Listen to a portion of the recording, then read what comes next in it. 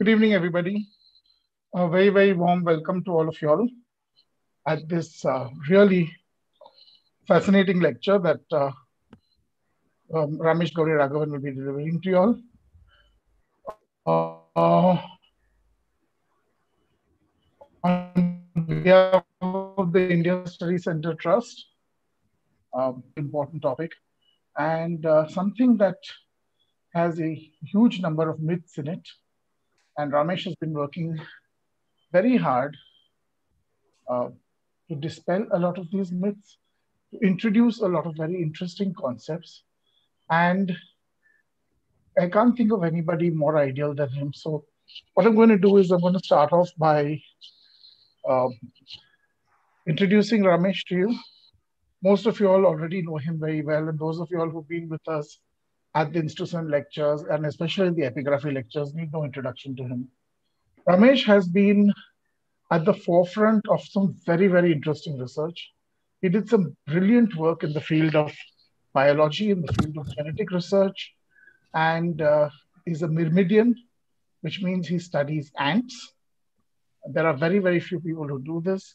I remember many, many years ago when he came to do a certificate course in archaeology at the Center for Extramural Studies, I spent more time listening to him talk about his work than I think I spent telling him about the archaeology that he'd come to learn during his stint at the excavations at Chandor.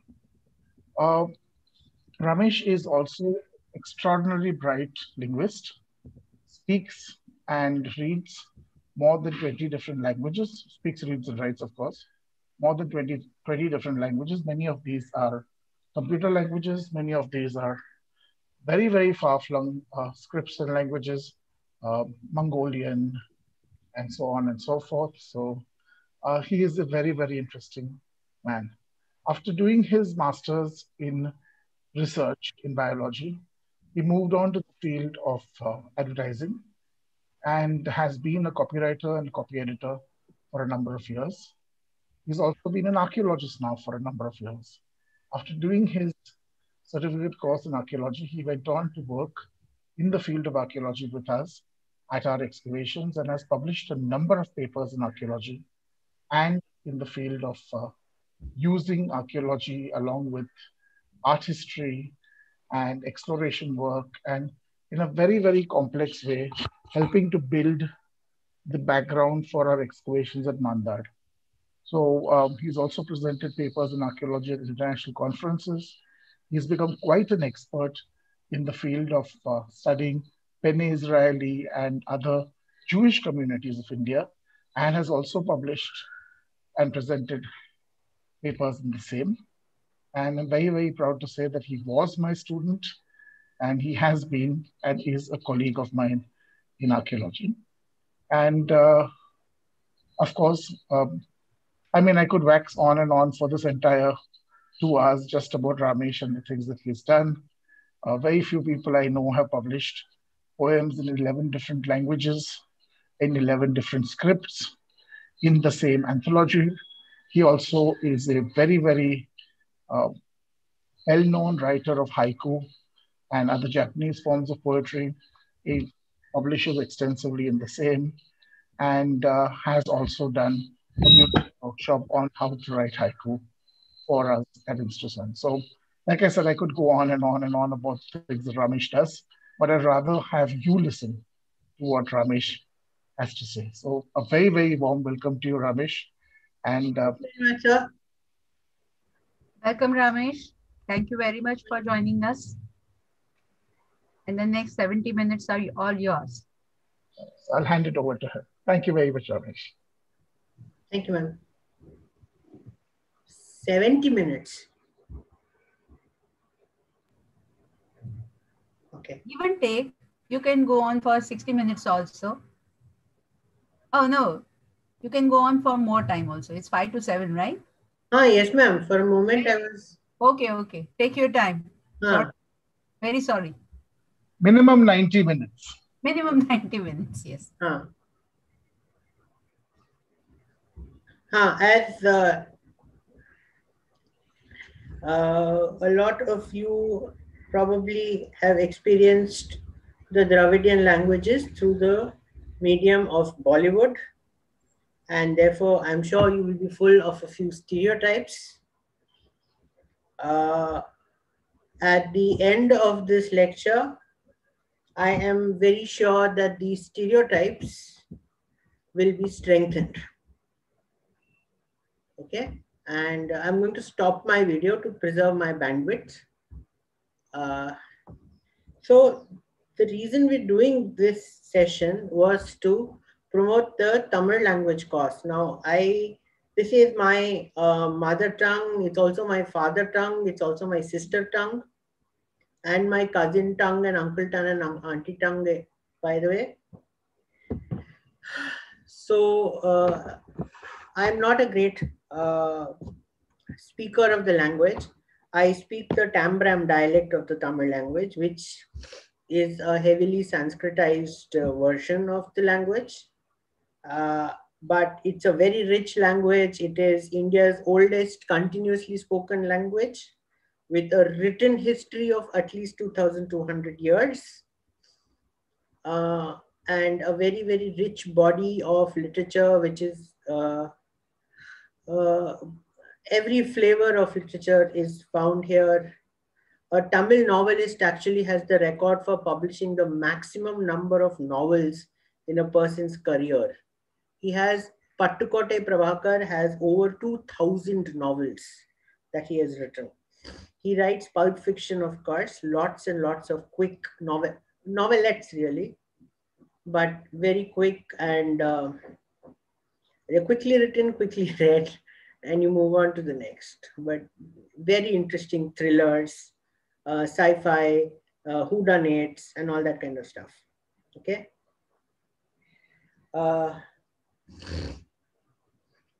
So I do hope, therefore, that a lot of you will be enthused to take this course at the end of my session. I hope I do a good advert for it. Okay. But now let's get down to something. So we'll begin with a few English words of Dravidian origin. Okay.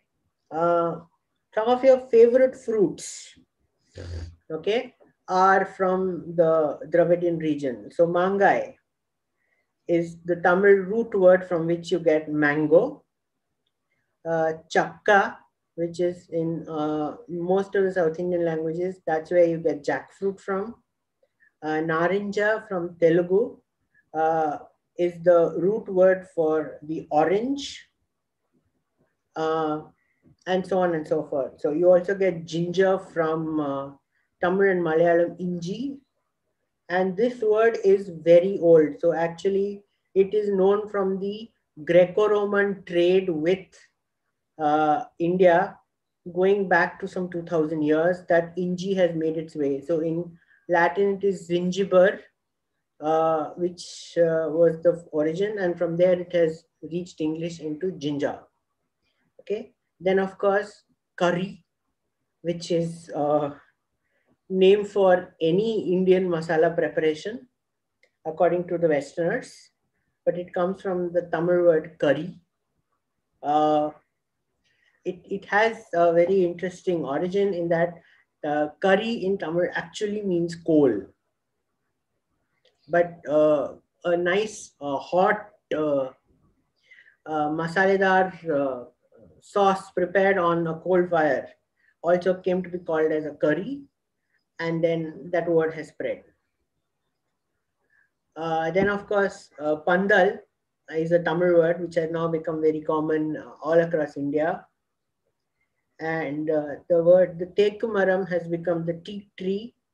Okay, the Tamil and Malayalam word kairu is the source of the word koyer, and I can go on and on and on, but obviously that's not my intention.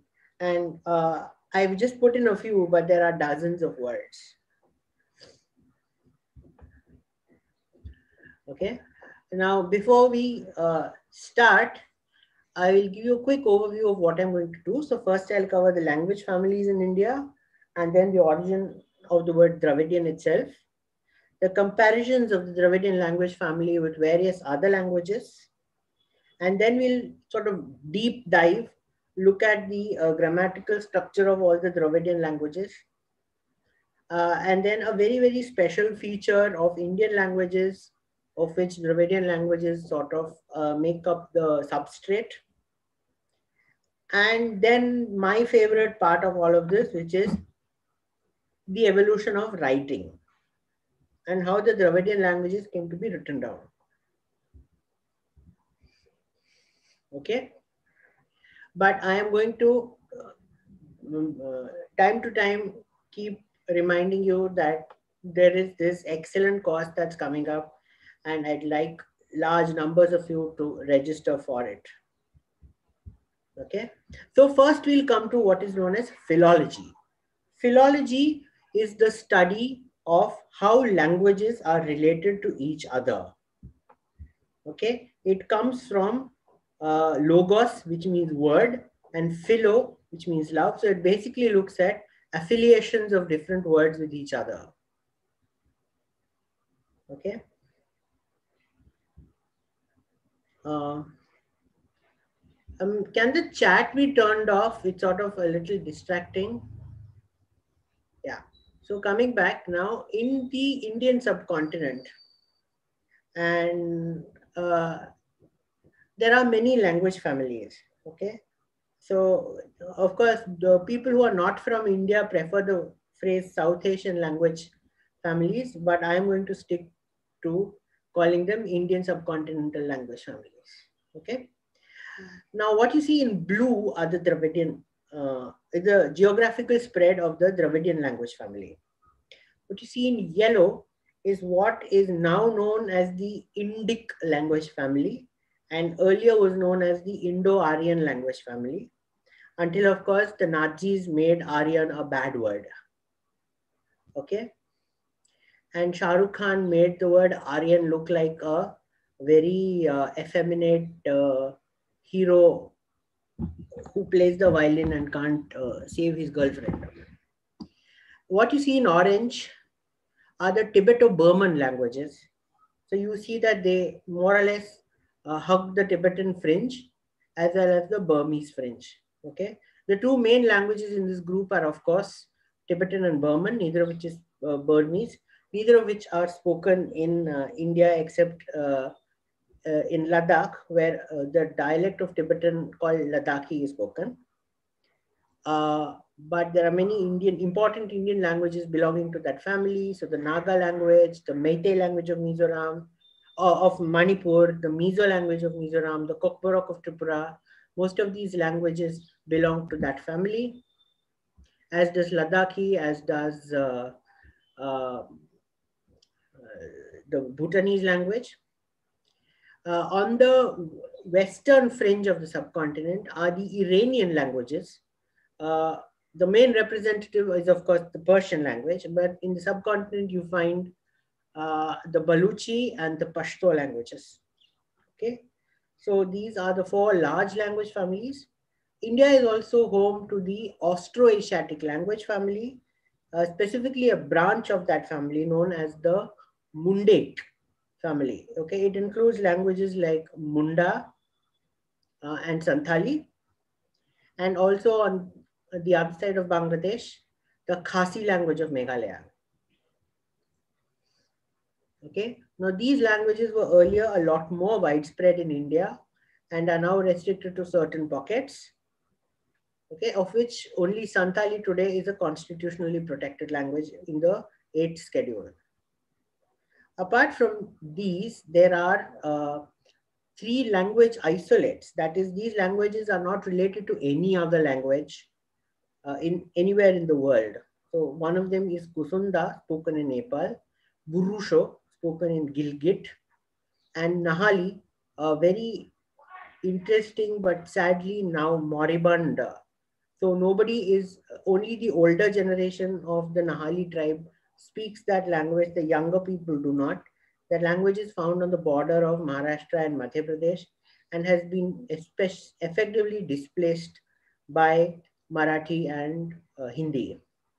So unless young people of that tribe find some reason to speak their language, it is going to go extinct within a generation. Another language family which is very, very severely threatened in India is the Andamanese language family, which is spoken in the Andamans. There are many other languages spoken in the Nicobar Islands, which are affiliated to the Austroasiatic languages. So this completes a linguistic picture of India.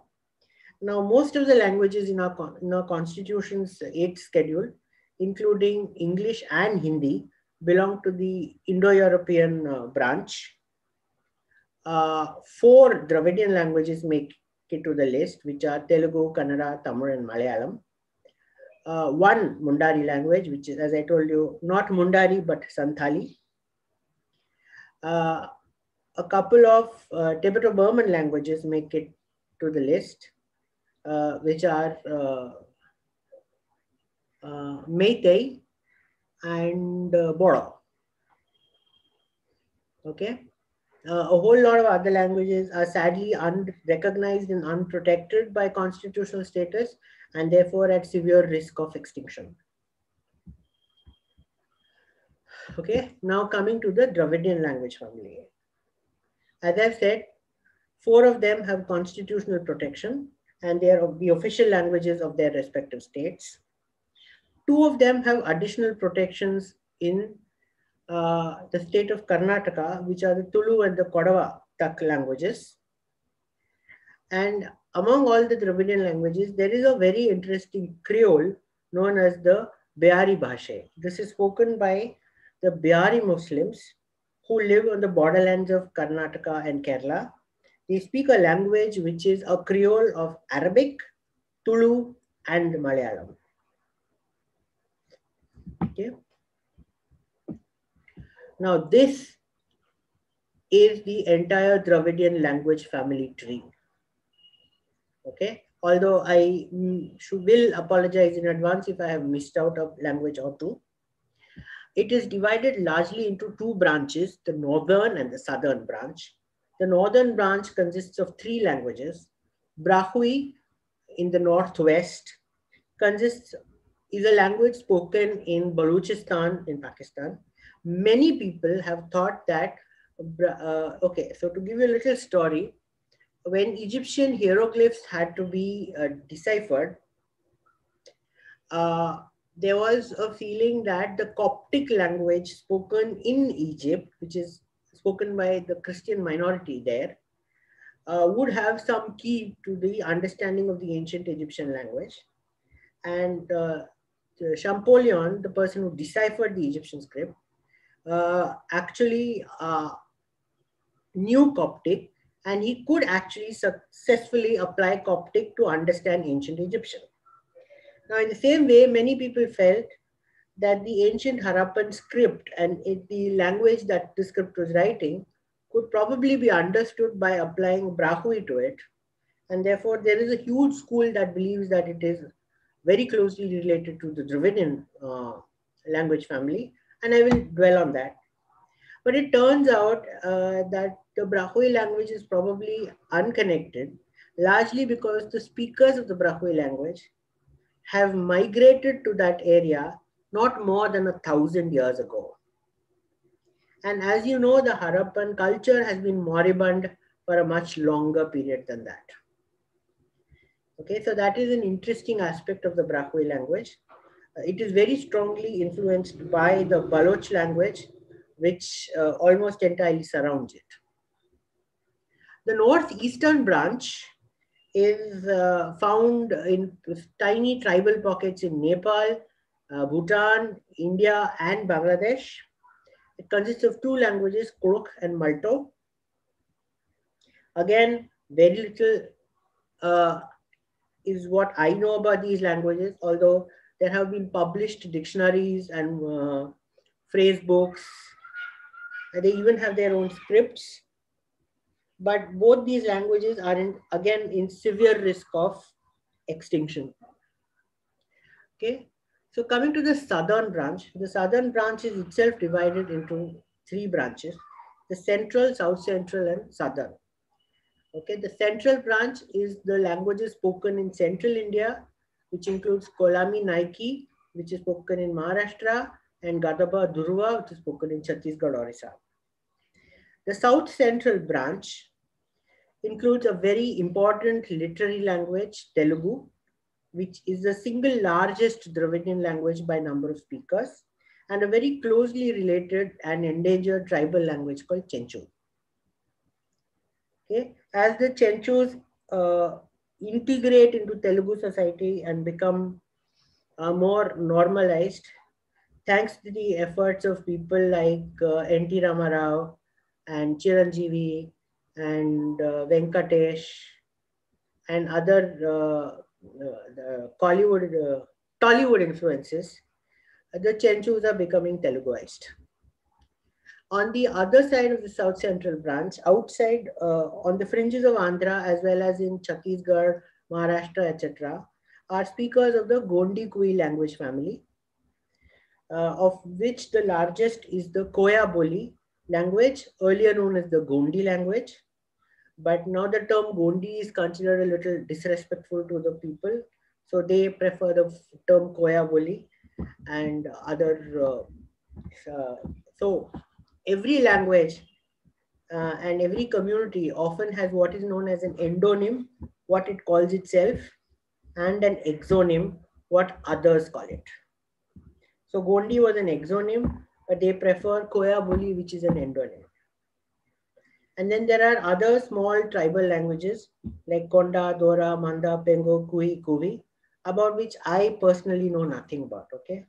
But there are plenty of anthropologists out there, linguists who have studied these languages in detail, and there are books about these languages. Sadly, these books do not reach the people who speak these languages, but they remain often in libraries, in linguistic departments, and other places like that. So literacy among the speakers of these languages is poor, even though anthropologists have worked very hard at documenting these languages. Okay. Now we come to the southern group of the South Indian languages, which is again divided into two: the languages of the Western Ghats, which is mostly one literary language, Tulu, as well as the tribal languages Koraga and Kudiya. And the rest belong to the Tamil Kannada branch, which is then itself divided into three branches. One consists of the Kannada language itself and a closely related tribal language, Badaga. Again, because of the efforts of Mr. Rajkumar and Upendra and other sundry actors in the Kannada film industry is called sandalwood. And the influence of that has meant that many of the tribals living in that state are abandoning their own language and now largely speaking Kannada. Okay, films have a huge influence in South India. Now the other branch is the Nilgiri Kurg branch, because these are all small languages spoken in the mountains of that area. So the Toda, Kota, Kurumba tribal languages and the Kodava Tak language. Okay, which is spoken in the district of Coorg in Karnataka, which once upon a time actually was a separate state that got merged with Karnataka. Finally, we come to the Tamil Irula branch, where again there is the Irula tribe that used to speak the Irula language, which is again going extinct because of the efforts of Mr. MGR and Rajnikant and Kamal Hassan, etc. And then of course, the Tamil language itself. The language now has mutated over a long period of time. So while the Tamil language is still alive and kicking, it has derivatives of its own. One very interesting is the Sanketi language, which is spoken by a small community of Brahmins who escaped politico-religious persecution in Tamil Nadu and settled in Karnataka. So these are the Sanketi Brahmins who speak a very Kannadified Tamil dialect. And the other dialect, which was spoken in southwestern parts of India, was originally known as Manipravalam, which was a mixture of Tamil and Sanskrit, which over time developed into so it began as a Sanskritized register of the Tamil language, and over time it became a Creole and then an independent language called Malayalam. And Malayalam has multiple dialects. Some of the notable ones, as I said, is Biari, which is now itself a Creole of Malayalam and Tulu. Then there is Mappila Malayalam, which is spoken by the Mappila Muslims of the Malabar area, which is an Arabic register of Malayalam. There is Judeo-Malayalam, which used to be spoken by the Cochin Jews, which had a lot of Hebrew words in it. And there is Syro-Malayalam, which is the religious language used by the Syrian Christians. So all of these dialects are also under tremendous danger. One of the reasons for many languages dying is the coming of the printing press. And any language that manages to acquire a printing press and a viable media industry will be in a great position to root out other languages within its territory. This is true of almost every country. So there are many dialects and languages that are near endangered, not only in India, but for example, in France. In England itself, for example, the Welsh language is endangered. The Cornish language has gone extinct. The Scots language is in danger, and so on and so forth. Okay. Now coming to the origin of the word Dravidian itself. Okay. It is actually nothing but a Sanskrit hypercorrection of the word Tamil. By a hypercorrection, I mean that when a language borrows a word from another language, that word is then adjusted to suit the language's own phonology and grammatical rules. Okay. So the first mention of Tamil in a non-Tamil language comes from Sinhala inscriptions of the 1st century BC, where it is known as Damada or Damala. Tamil people are still called Damala people in Sinhala or Demala. Then the Mahavamsha, again from Sri Lanka, their national poem in the 5th century refers to Tamil as Damila. So the ra as what we Tamils call ourselves, the ra has become la and the ta has become the. So from Tamira it became Damila.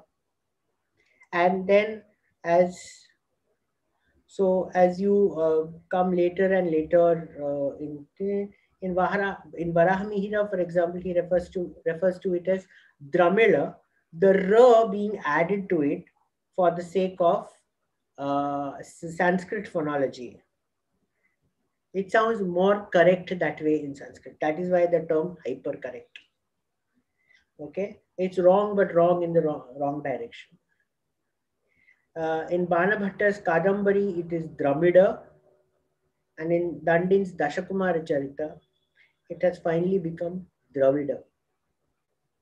Okay, now Dandin was the court poet of the Pallavas, and therefore the word Dravida was a Tamil fellow Sanskritizing the name of his own language and turning Tamil into Dravida. Okay, now if you want to refer to the Tamil language in the Sanskrit language, you would use the word Dravida, that's fine. But you cannot use the word Dravida for various other purposes. So the Dravidians are not an ethnic group. Okay, there is no particular set of characters that says they are all Dravidians. There is a complex mishmash of caste and tribe and class and religion and things. So there is no big ethnic group called the Dravidians. Therefore, as an ethnic term, it is useless. It is not a genetic designation either. There is no gene or set of genes that can be used to identify Dravidian people. Dravidian, South Indian people are not Dravidians except for their language. They are Dravidian language speaking people, and not all of them, because there are a whole lot of South Indians who are not Dravidian language speakers. Okay, so for example, the Mangalore Konkani people, they are very much South Indians, but they are certainly not Dravidian language speakers. Okay, there is no Dravidian gene. There is nothing that makes South Indians any more prone to any particular disease than the North Indians, or resistant to anything like that. It is not a demographic term either. Okay, and it is certainly not a political identity. Okay, so all these parties that call themselves Dravida Munnetra Kazhagam, All India Anna Dravida Munnetra Kazhagam, okay, Desiya Murpokku Dravida Kazhagam, all of them are misusing the word Dravidian for a political purpose that it was never ever meant to be. Okay, it is a language family, and the only correct use in any language other than Sanskrit is for linguistics. In Sanskrit, it's a specific term referring to the Tamil language. Okay. So again, an appeal to take the Tamil language course. That's just my inner Tamil pride speaking, and the fact that I am from a marketing background. Okay, now coming to comparison with other languages. Okay. One of the very popular hypotheses, and which has still not died completely, is that the Dravidian language family is actually part of a larger family known as the Elamo-Dravidian family. Okay, there used to be a Bronze Age kingdom in the Middle East known as Elam, which has got nothing to do with the Tamil word Iram, which means homeland, which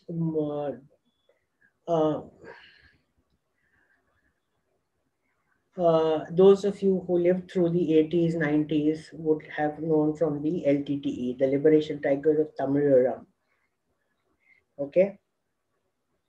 But this is one of the words along with many other words. So David McAlpin is a linguist who knows Dravidian languages also, and he has studied the Elamite language. And he says this is sometime in the 90s when this was proposed, that between or 83, I think somewhere in the 80s, 90s, that somewhere between 20% of the words in Elamite are very similar to Dravidian languages, and another 12% are probably related. Okay. Plus, he says the kind of grammatical endings that exist in Dravidian languages are found in the Elamite languages. Now, from this, Colin Renfrew, the archaeologist, who then took this hypothesis and stitched it together with other stuff, and he said, you know what, 8000 BC is around the period of the Elamite kingdom. Then there is a farmer migration that happens from there towards India. We know there was the migration of agriculture, and that these Elamite speakers probably landed up in the Indus Valley and mixed with the local people and set up the Indus Valley civilization.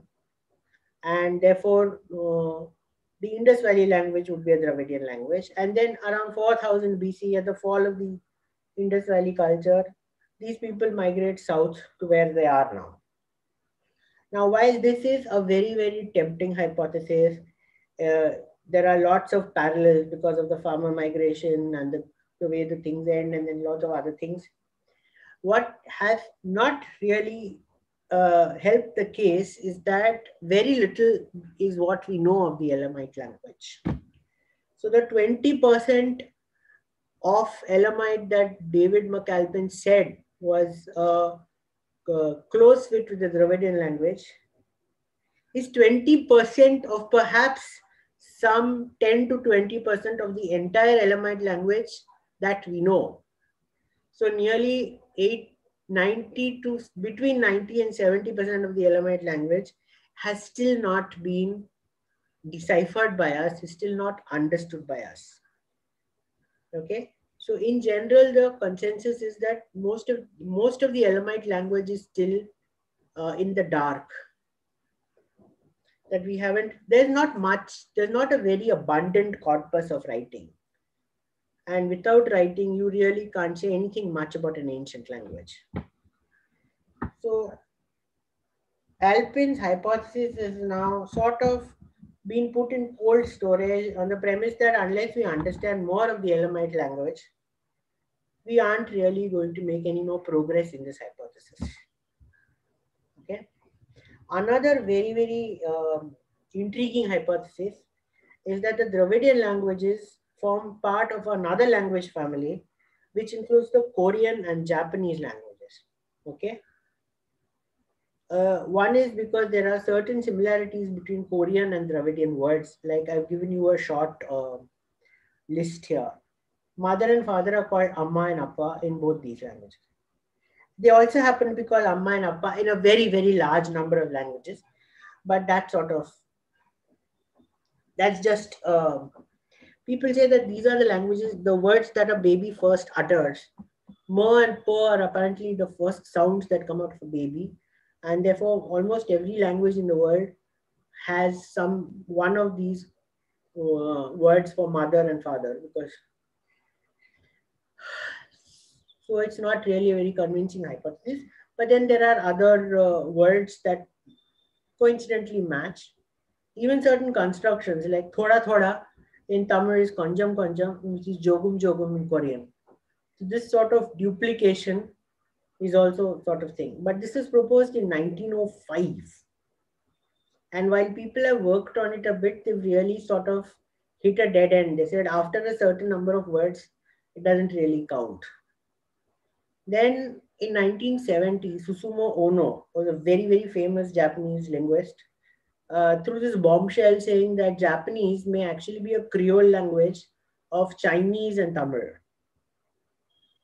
Okay, and then he went on to point out some commonalities. Like all the three language groups are agglutinative, and I'll tell you the meaning of that word. They follow the subject, object, verb syntax of languages, which also I'll come to, and so on and so forth. But again, after making some starts, it has stuttered because, well, there's really no great logic to say that languages separated by such a huge distance could be part of one language family without any demonstrable proof of how they came to be there. Okay, I mean, look, there are languages that are very far away from their original homeland. One is, for example, the Afrikaans language spoken in South Africa, which is a derivative of the Dutch language. But we know that it came there because of colonialism. Or there is, for example, the Suriname language spoken in South America, in the country of Suriname. Okay, which is nothing but a derivative of the Bhojpuri language. But that is because Indian indentured laborers were physically sort of kidnapped and taken there to work there, and their descendants speak the language. So while you do have historical context for why one isolated language of a language family is spoken at a great distance from another, for this kind of hypothesis, there's no such evidence. Now, the last thing I want to talk about in this segment is the Nostratic super language family. So some linguists have tried to say that the Indo-European languages, the Uralic, which are languages spoken on the border of Russia and China, and the Altaic languages, the Uralic languages are spoken on the border between Europe and Asia among the Ural Mountains, and the Altaic languages are on the Russo-Chinese border. So these three languages actually form a super language family tree called the Eurasiatic, and that this super language tree in turn shares aspects that make it descended from an ancestor called Nostratic, from which also the Dravidian languages have descended, as have the Kartvelian languages. These are spoken in the Caucasus Mountains, and the Afro-Asiatic group. Now, the Afro-Asiatic group is a giant language family. It includes Arabic, it includes Hebrew, it includes the languages of Sudan and Ethiopia, and as well as Somali. Okay.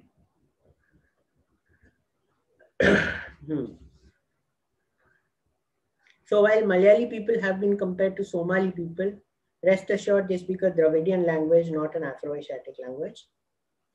Okay, so there is this hypothesis that all of these languages are in fact part of this super language family called the Nostratic. Unfortunately, the amount of linguistic evidence is very thin.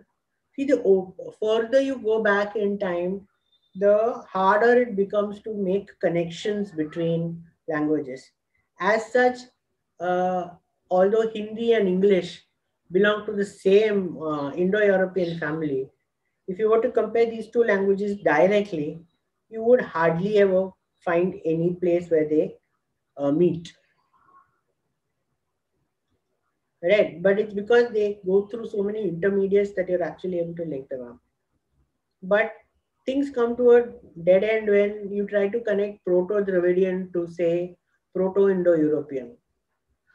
The statistics does not allow you to make this. Now, the Nostratic family is something on which the Moscow School of Linguistics does a lot of research, but it has not yet been universally accepted because we don't simply have enough data. Okay. Plus, of course, there is a certain underlying aspect of politics because, you know, anything that comes out of Russia is suspect. Okay. Now, the last one and the most controversial one is the connection between the Dravidian and the Harappan languages. As I said, one is, of course, the school of the Proto-Elamite language hypothesis, which suggests that Dravidian and Elamite are linked through the Harappan. There are also people who say that Harappan and Dravidian might still be linked even if they're not linked to Elamite. And then there are many interesting things that come out of the Harappan culture that many Dravidian linguists latch on to, and the so-called Dravidian nationalists, as I said, they are misusing a linguistic term for a political term. So one of these here, for example, is this seal, which seemingly shows Jallikattu, which is a popular sport in Tamil Nadu. And any attempt at regulating Jallikattu might actually lead to Tamil Nadu seceding from India. Okay? Trust me, if any state of India is going to become independent, Tamil Nadu will be the first, not Kashmir. They are that anti-national. Okay, and I'm one of those. I'm very proud to be Tam, even though I'm Brahmi. So there are many connections like that. But the major reason to suspect that it is a linguistic connection is because what we have seen of the writing of the Harappan language or languages is that they are agglutinative. Again, stick to this word, okay? It literally means stuck together. Okay, so hang on to this word. This word is going to play a very big role in this presentation.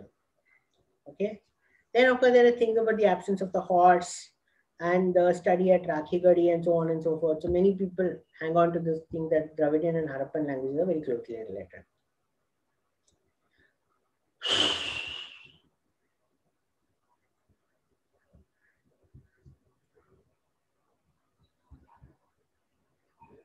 Okay, now we come to phonology. Phonology is one of the most important aspects of language and culture. Phonology is the set of sounds that make the distinct sound and feel of a language. And it is also somewhat psychosomatic. The language we are born into shapes our brain. And the phonology that you're exposed to as a very small child then sort of restrains your ability to acquire new sounds. And therefore, even while you may be able to learn a new language, you won't really be able to learn the new language's phonology unless you're learning it very young. Okay. So coming to phonology, and the Dravidian languages interestingly share a lot of common phonology, and in which they are fairly distinct from the other language families of India. In terms of vowels, Dravidian languages have a total of 10 vowels. Okay, and linguists typically classify vowels as front vowels, central vowels, and back vowels, and also as closed vowels, mid vowels, and open vowels. Okay. One vowel that exists in almost absolutely every language in the world is the open front vowel, which is known as a. Okay. Bengali is one of the few languages in the world that lacks the open front vowel. So they have a tendency to say a, okay, which is called the open back vowel. Okay, a front vowel is made from the front of your mouth, a back vowel comes from your throat, and the central vowel from the middle of your mouth. Okay, so the world's most common vowel is a front open vowel. A is a mid vowel and a front vowel. Okay, E, and the amount of opening of your mouth decides what a vowel is called. So when you say your mouth is open to the full. When you say E, your mouth is barely open. And when you say A, it is in between the two. So it's a mid vowel. Okay. And then there's the front close vowel, E. So E, A, A. Then there is the back closed vowel, U. Okay, and the back mid vowel, O. So these are the 5 most common vowels present in almost all languages, and what you learn in English as the 5 vowels. Despite the fact that English has a lot more vowels, but it is trapped by a writing system that only recognizes 5, because that writing system was invented for the Latin language, which only has these 5 vowels. Okay. Now, the Dravidian languages have a close central vowel, which is U. Okay. Which is how we say words like pallu, valu, korangu. Okay. Otherwise, the words mean tooth, tail, and monkey. Okay. When North Indians are learning Tamil, they don't have the closed central vowel. So they turn it into the closed back vowel. So they will say valu, korangu, pallu. And so we can't, like, when we hear them say that, there are 2 reactions. One is we will turn around and laugh, because we do not laugh in people's faces. That's not Tamil culture. And second, we know that they are not Tamil people. So we will overcharge them for everything. So suddenly the taxi fare will go up, auto fare will go up, prices of everything will go up. Okay. We fully believe that whatever is transferred to Delhi in the form of taxes from the southern states must be extracted back by cheating North Indians who visit South India. Okay. Now there is also closed mid vowel,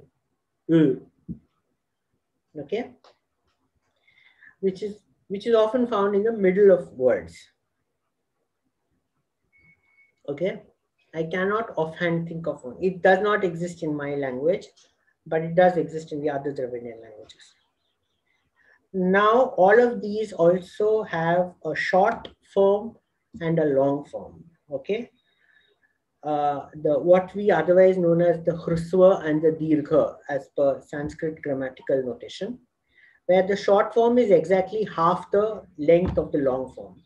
Or you could say the long one is double the length of the short form. And this is very important because all poetic meter, all musical prosody depends on the fact that the long one must be double the length of the short one. Okay. So you can either have 2 syllables of short vowels and one syllable of a long vowel, and they together form two beats. Okay. So when for those who understand Carnatic or Hindustani music will be able to relate with this earlier. And also most poetry in the subcontinent follows this metric system. There are no stresses in Dravidian languages, unlike in English or many European languages. Okay, so that is one reason why Indian English sounds extreme, especially South Indian English, sounds extremely flat to a European. The tones do not rise or fall. There is no... So for example, if an English person was to get angry with you and say, do not talk to me like that, there is a stress in the not. Okay. Whereas we Indians say, do not talk to me like that. Our language is flat. Okay. And then finally, with these vowels come two combinations, I and OU. Okay. Grammatical books will often say these are diphthongs, but they are not diphthongs. In a diphthong, two vowel sounds merge. Okay. English is a language full of diphthongs. Okay. Whereas the Dravidian language do not have diphthongs. And E are pronounced separately. Okay. So Madurai. E, Madurai. No, okay. And similarly, Au. Now this is a feature that's also found in the Marathi language. So we say Mumbai and we say Aurangabad. Okay. So when I grew up mostly in North India because my father was in the Indian Army. And when I came to Maharashtra, one of the things I used to see was the name State Bank of India would be written in the three languages. So it would be State Bank of India in English, State Bank of India in Hindi, and State Bank in Marathi, because I never understood the meaning of the Chandra. The Chandra has different phonetic uses in Hindi and Marathi. Okay, so to a Marathi speaker, the Chandra immediately means a. Okay, the closed mid vowel. To the Hindi speaker, such a sound does not exist in his language, but instead he has to use the diphthong a. So he will say bank. Okay, so the Hindi fellow will say Aurangzeb. Marathi people will say Aurangzeb. Okay, and the South Indian fellow will say, please say that again. I have no idea who you're talking about. Okay, so these are the vowels of the Dravidian languages. When you come to the consonants, okay, this looks like a frightening table, but it's actually pretty simple. Okay, we begin with what are known as the labial consonants. That is the ones that are made with the lips only. So in Sanskrit, these are called the Oshtya Akshara, Ma and Pa. Okay. The dental ones are the ones made by touching the tongue to the teeth, Na and Ta. Okay. The labial ones also include ver. Sorry, I didn't look all the way down. So Ma, Pa, Ver are labial, Na, Ta are dental.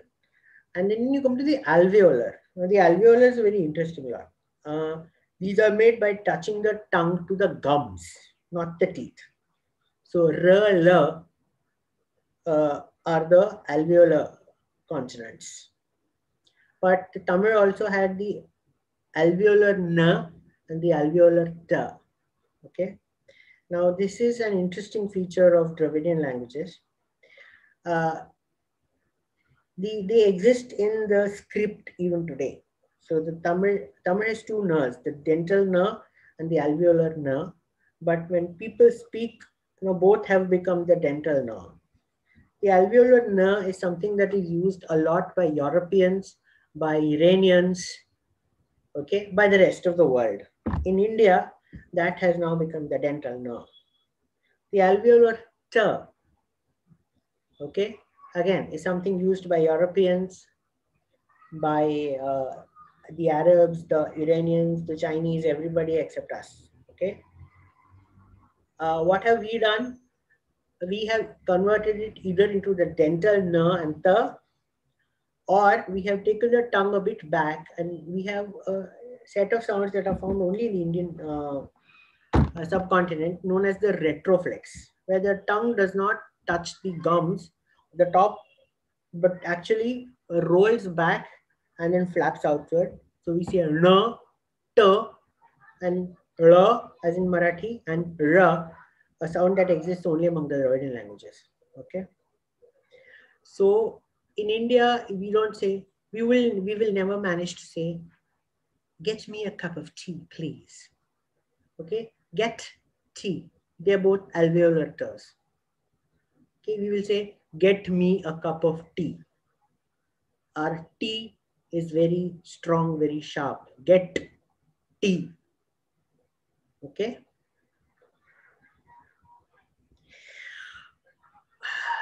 Then we have the palatal sounds, which are the tongue brushing against the roof of the mouth. So nya and cha, and the semi-vowel ya. Then the sounds that come purely from the throat, ng and k, and the upajihvi, or the glottal sound, which is simply the rough breath, h. Okay. Now something you will notice is that none of the ghosha sounds are found here. So in Sanskrit phonology, aghosha are sounds made by soft breathing, and ghosha, no, sorry, my bad. Alpa prana sounds are made by soft breathing, and mahaprana sounds are made by hard breathing. So ka, kha, alpa prana, mahaprana, ga, gha, alpa prana, mahaprana, and so on and so forth. Dravidian people, we cannot say these things. That is why we say kana kaya. Okay? We cannot say Jhansi ki Rani, we will say Jhansi Rani. Okay? We cannot say Mahabharat, we will say Mahabharat. Okay? Even I can't say them properly. Half the time when I speak Hindi, everybody knows I'm South Indian. Okay? And the languages generally do not make a distinction between the ghosha and aghosha sounds. So there is no much difference between k and g. There is no much difference between ch and j, and they often become easily interchangeable. Okay. Now there is one rule. When the sound is so like we have long and short vowels, we also have long and short consonants. These are known as double consonants. Okay. So for example, what are the double consonants? Amma. Okay, the ma, it's not amma. It is amma. Abba, appa, akka, anna. Okay. So these are the double consonants. Now when the consonants are doubled, they must be unvoiced. So we can say akka, appa, etc. But when they are not doubled, when they are single, then they become voiced. Okay. And so for example, India had a vice president in the late 70s by the name of B.D. Jatti.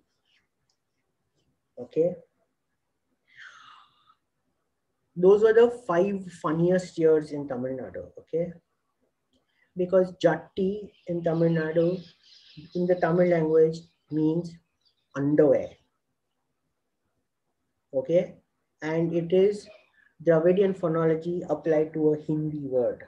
So the j is basically an undoubled ch, and the t is a doubled d. Okay, so it is basically chaddi that came to Tamil and become jatti, and then the poor vice president had to face a lot of hilarity. So before being vice president of India, he was also CM of Karnataka. And the Kaveri dispute has been going for generations and generations. So there was one time when the whole state of Tamil Nadu was in dispute with an underwear. Okay. Now there are many redundant consonants. That is, they were there in these languages earlier, but now have sort of fallen out. People have stopped using them. And such phonological changes happen in all languages, okay, over time. So, for example, the alveolar plosive t, while there is a character for it in the Malayalam language, nobody ever uses it in speech. They all now use the retroflex t. Okay, the alveolar nasal n still exists as a character in these two languages, but everybody uses the dental nasal n, and so on and so forth. So ra exists in Malayalam and Tamil, but there's a character for it in Kannada, but it's no longer used. Telugu, it has, even the character is gone. The r, which is like a drilled r, characters for it exist in the Kannada and Telugu languages, but it is not used. And la, okay, there's a character for it in the Telugu language, but it is not used. It is used in the other three, and so on. Okay. So coming back, as I said, I have more or less covered this slide, but this is just a summary. One of the things you will notice is that the sounds s, sh, sh are missing in the South Indian languages. Those are not original Dravidian sounds. They are there in the writing systems because the writing systems were borrowed from Brahmi, but they no longer exist. But they originally never existed in the Dravidian languages. Okay. And here I'm going to take a break.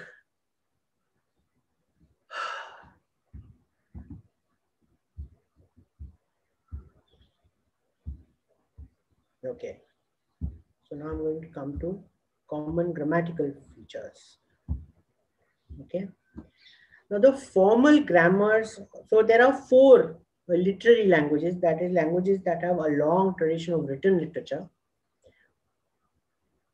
and many other languages that are oral languages that have been spoken for centuries but never really had a literary tradition, in the sense that they do have songs and poems and stories, but these were never really written down. And one of the features of literary languages is that many of them have a written grammar.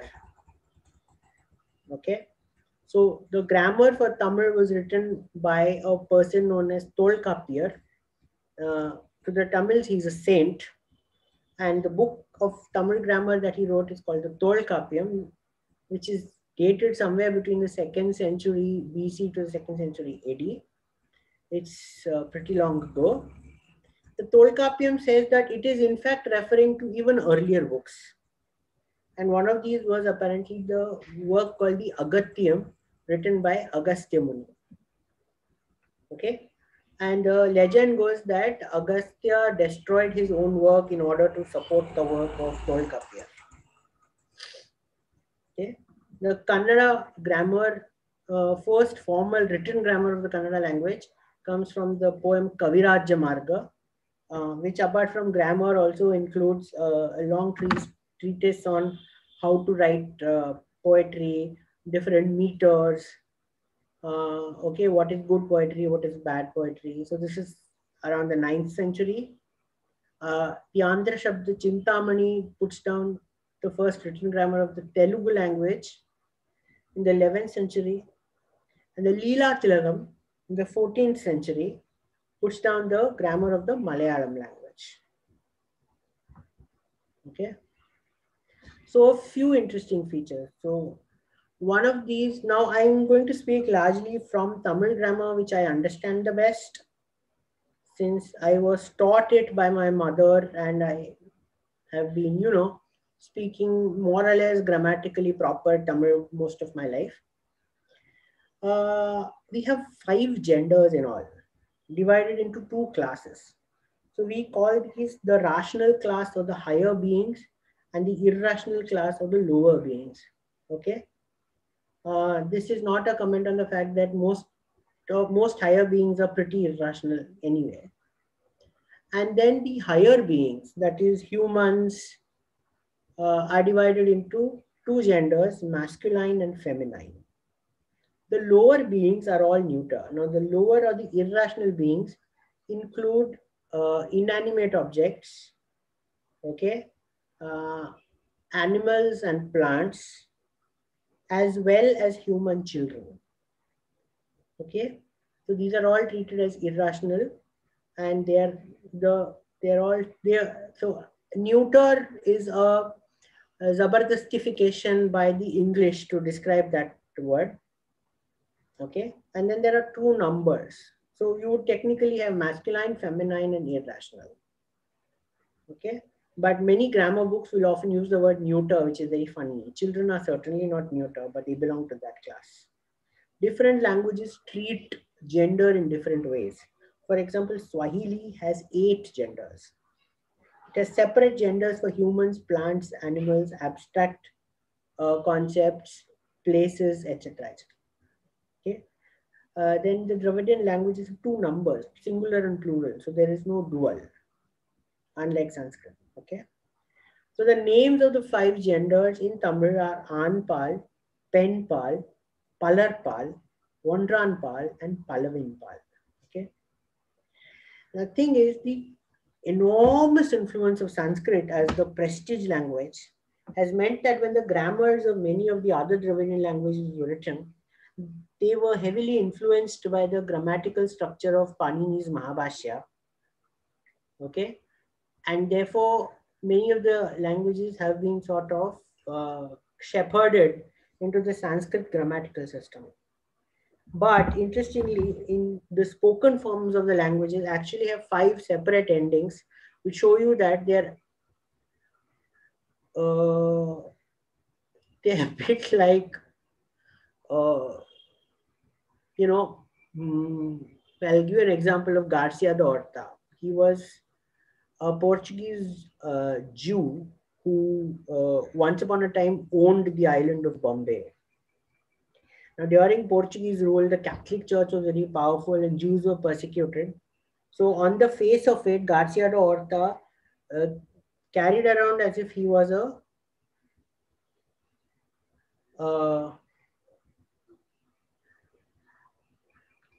Christian, but inside he was very much a Jew. Okay, so in the same way, the Dravidian languages, while their formal written grammars closely adhere to Sanskrit, the prestige language of the royal courts, the people nevertheless followed whatever grammar that they wanted to follow. Okay, so now, for example, I'll show it to you with the singular pronouns. Okay, Nan is I, Kannada is Nanu, Telugu Nenu, Nyan, Yan, An, Nana. Okay, this is the first person pronoun. This is used for everybody except gods. When the gods have to speak to you, their first person pronoun is Yam. Okay, so there's the famous South Indian saying which is applied to all our gods: Yam irukka bayame. Why do you fear when I am there? Okay, so only the gods can use Yam.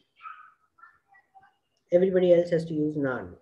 Okay, the second person pronoun is Ni. Ni, Nino, Nuvu, Ni, Ni, Nimme. Okay. Now, when you speak a little respectfully, you will say Neer, which is the slightly classical form of Tamil. You do not refer to anybody as Neer unless you are trying to be a big Tamil poet or whatever. You will generally, in common parlance, you will say Ningal, which is actually the plural pronoun to a person senior to you. And when you want to refer to somebody in the abstract, that is not to a specific person but in general, then you will say Tangal. Okay. So if you land at Chennai airport, you will see a sign that would say Chennai Vimana Nilam Tangalai Varaverkiradu. Chennai airport welcomes you. Okay, where that Tangal is any old person, does not specifically address you. Okay, a similar structure exists in Marathi. As you cross the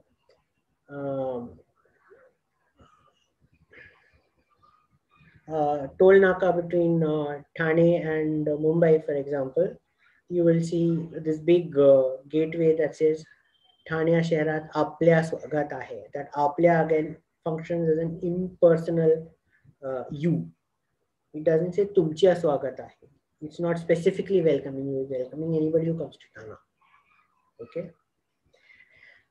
Another thing is there is no he or she or it in the Dravidian languages. It has to be specified whether that person or thing is near you or far away from you. So if it's a little away from you, you will say avan, aval, ival, adu. And if it is near you, you will say ivan, ival, idu. And the same thing runs across all these languages. Okay. The plural pronouns. Okay. So in Tamil, we say nam, which is we, and navu, memo, nangal, namma, am, marat, in the various other Dravidian languages. The second person, as I said, sorry, need should have been in the previous slide, my bad. The plural is ningal, but which is now also used for respectfully referring to somebody senior. Tangal appears is an impersonal, so it's plural as well as singular. Okay. Then we come to the Palarpal and Palavinpal. So when there are more than one person, you will say our or our girl, ivar or ivar girl, irrespective of whether that is masculine or feminine. Okay. But if it's an irrational entity, that is its child, whether it's children or animals or things, you will not say our girl or ivar girl, you will say avai or ivai, which is more formal grammar. More informal grammar is adgal, idgal. Okay. And similar structures exist in the other languages. So if there are blanks, it's because I don't know those blanks, not because they don't exist. Somebody can help me fill in the blanks, I will be massively grateful. Okay. Now the magic word agglutination, about which I have been talking all this while. Okay. Dravidian languages are languages built out of linguistic Lego. Okay. Just like if you can build almost anything out of Lego blocks. Okay. Similarly, you can use bits and pieces of sounds and you can stick them together to make words. Okay. It is a marked feature of the Dravidian languages. Every Dravidian language uses agglutination extensively. Okay. Whereas Indic languages like Sanskrit, Hindi, Marathi, Bengali, etc. use inflection a lot, in which the root itself changes. Okay. I will explain that as I go further. Okay. One thing you should understand is agglutination is not the same as sandhi. Okay. Sandhi is when two nouns can be combined to form one word. Okay. For example, this unpronounceable to non-Germans word, Kraftfahrzeug, Haftpflichtversicherung, which in English literally 4 separate words, motor vehicle liability insurance. This is not agglutination, this is just sandhi. Okay. In Sanskrit, there is of course plenty of sandhi. Okay. So for example, one Ganpati shloka I learned as a child was, it had one word that went Nitantakantamantikanti dantakantikaatmajam machinterupa mantahina mantaraya krantanam. That was one word. Okay, that is because of sandhi. Sandhi is not the same as agglutination. So what is agglutination? Okay. It is the way noun cases and verb tenses are formed in the Dravidian languages. What is a case? A case tells you the meaning of the noun within the context of the sentence. Okay. So for example, Greek has 4 cases, Latin has 5, and Sanskrit has 8 cases. Okay. Dravidian languages have a lot more cases. Okay. In Greek and Latin, the cases are inflectional. The root twists and turns. English used to have a case structure, which is almost now gone. So English does not use cases. Similarly, Hindi used to have a case structure. Most of it is gone.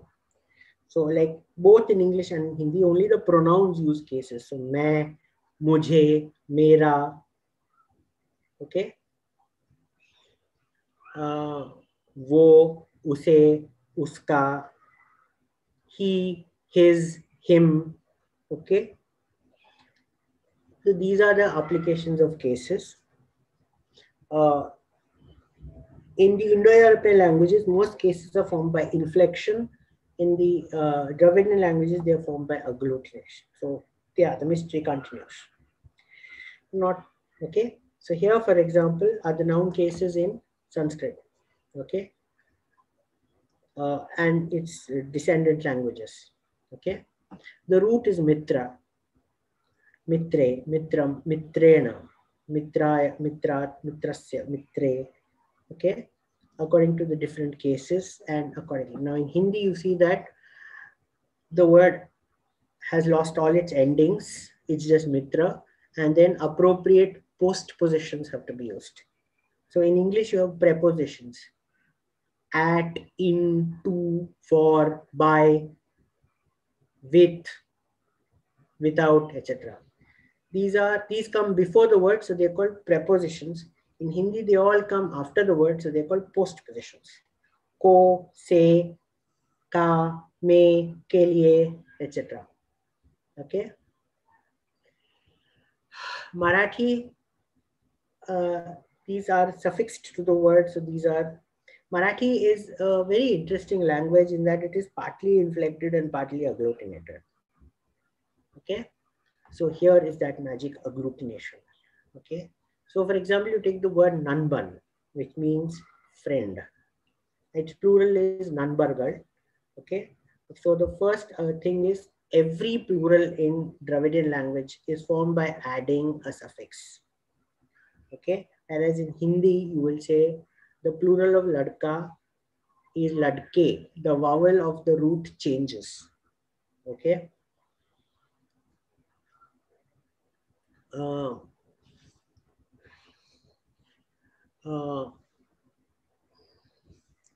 Okay. So mitra, mitron. Okay. And so on and so forth. The vowel changes. That is the inflection. In Tamil and the other languages, it does not happen like that. Okay. Except for the particular sandhi effect. So nanban is not nanbangal, but nanbargal according to rules set by Tolkapir. But all the case endings. So if you want to call a friend, you will say nanbane ingeva. Friend, come here. Okay. Here in popular usage, you often say nanba ingeva. So this is one case of inflection in a Dravidian language. Okay. Accusative is I saw my friend. Na nanbanai patten. Okay. If I saw my friend, na nanbargalai patten. Okay. I am with my friends. Na nanbanudan nirken. Okay. Competitive. Na nanbanoda picture paaka poren. I'm going to see a movie with my friend. Okay. With the nanbanal vanda vambu. This trouble is because of my friend. So my friend was instrumental in causing this trouble. Okay. In the halva nanbanakku kudu. Give this halwa to my friend. Okay. In the chattai nanbanukkaga vaangaren. I am buying this shirt for my friend. So this is direct causal. It means directly for my friend. Okay. In indirect causal is for the sake of my friend. So nanban purtu. Okay. Relative is saying from my friend. Okay. So he is standing 10 meters away from my friend. Avan yen nanban idamirundu 10 meter thalli nikkiran. Okay. Then the genitive case depends on the class of the noun. So Nanbanin Manevi means my friend's wife. Nanbanudaya Koindai means my friend's child. Okay, you will not say Nanbanudaya Manevi. That is grammatically wrong. You will also not say Nanbanin Koindai. That's also grammatically wrong. Okay, yet another genitive is Nanbanadu. Okay, in the Chuvadi and Nanbanadu. This book belongs to my friend. Okay, now these are the cases I remember, but there may be a few more. Okay, just being a formal grammar is not necessarily that a native speaker very easily understands. I'm sure a lot of you will have had tough time in your own languages grammar class in school. Okay, very often it's because the formal grammar is nothing like what the people actually speak. Okay, now coming to tenses, and the agglutination is even more evident here. Okay, now most Dravidian languages really have only two tenses, the past tense and the non-past tense.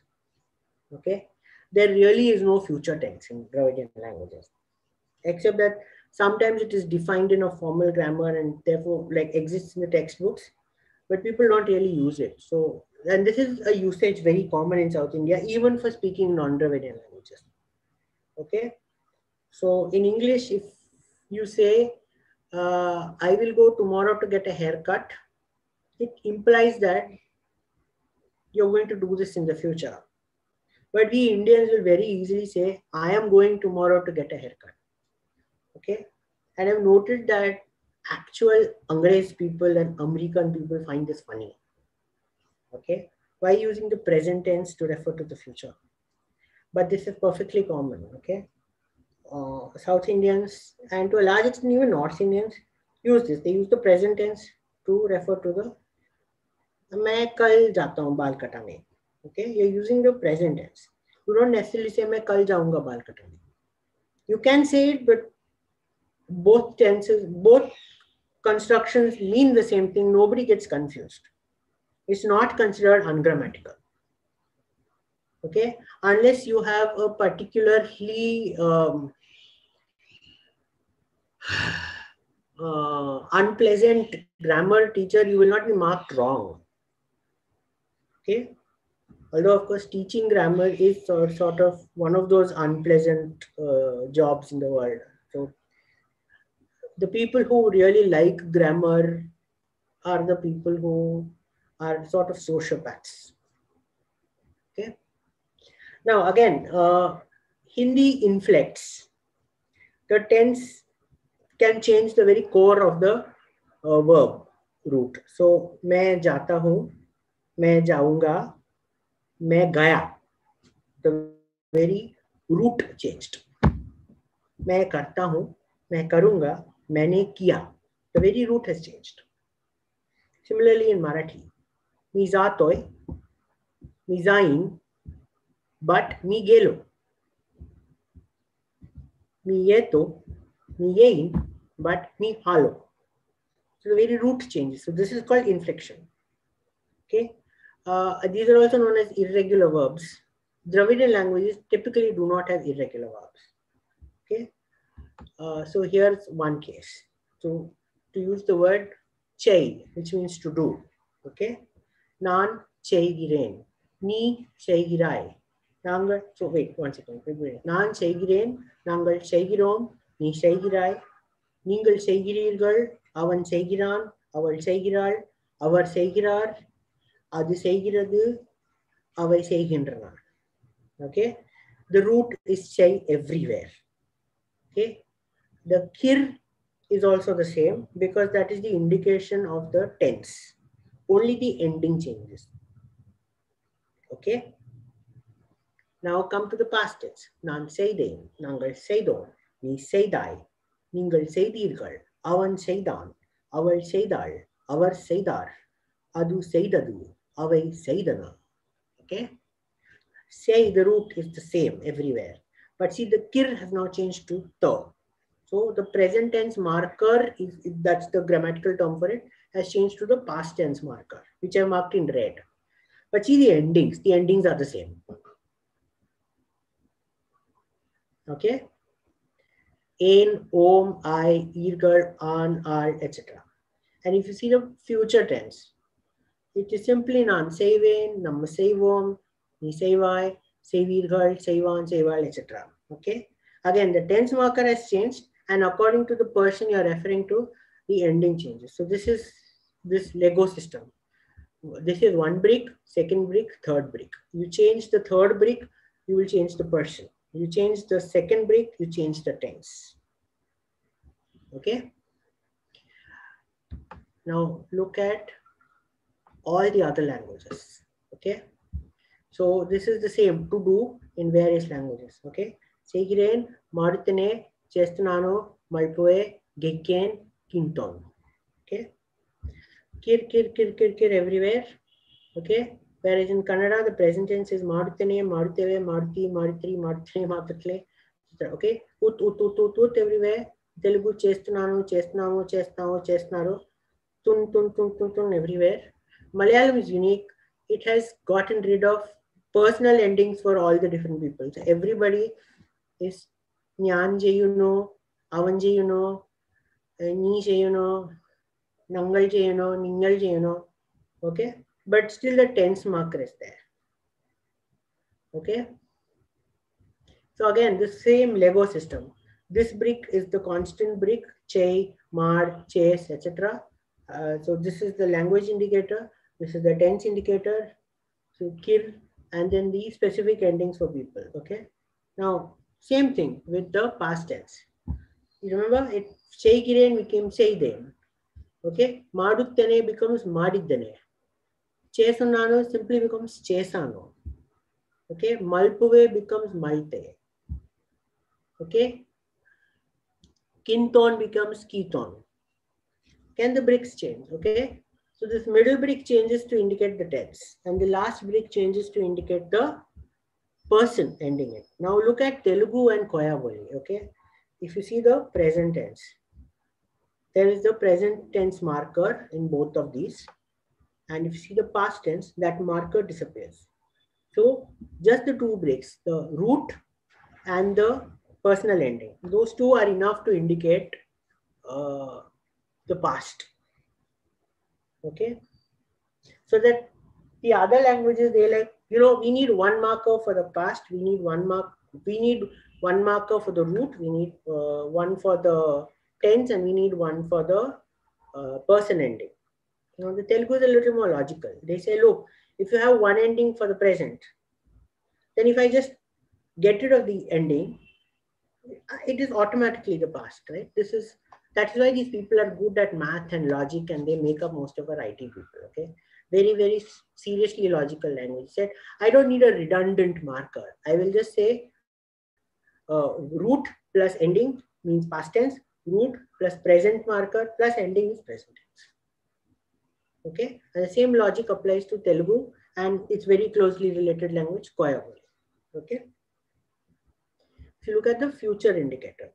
Now this is a rather bookish tense. Like as I said, firstly, most of us do not really use the future tense unless we really want to indicate that it is in the future.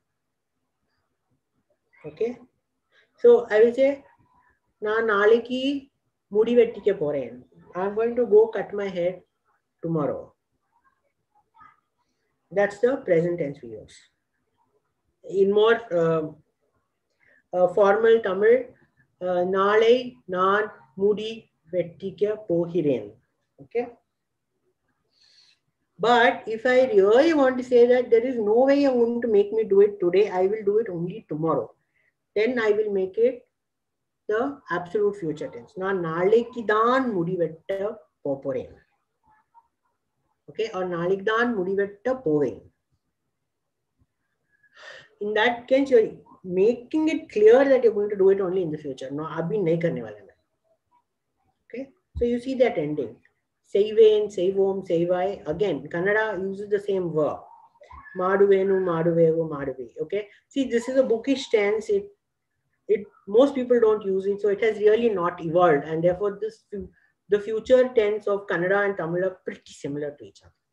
Whereas if you see here, Seiden Madiddene, the th here has become id in Kannada. Okay, and the kir has become ut because these come from different roots. But here they're very close to each other because this is sort of, these aren't really, they have, if you don't use someone who zyada ghista nahi hai, so the same logic, these haven't evolved much. Telugu it is chestanu, Tulu malpe, okay, and here I forgot to put the red color, but it is kika, kikom, kikat. So remember, the, unta, but this has now changed to ka. Okay, same thing, a root plus tense marker plus personal ending. And remember, at the very start I told you, this is the same structure seen in the Elamite language. And that is one major reason why a lot of people believe that that is part of the same language only. This feature, this Lego-like constructing a language is not seen anywhere in other languages. Okay. Then similarly, okay, in the perfect tense, there's an ending. Say dirken, and then you can actually fill in the blanks all by yourself. If anyone who wants this can ask me for this. I see there's nothing new in this. I'm free to share this with the permission of Mr. Sen, maybe at a price. Okay, but again, the same thing: the root, then the tense marker, and the personal marker. Similarly for perfect tenses. Similarly for imperfect tenses. Okay. And you will see that the Lego sort of tends to become bigger, and because you can keep adding blocks to add more shades of meaning.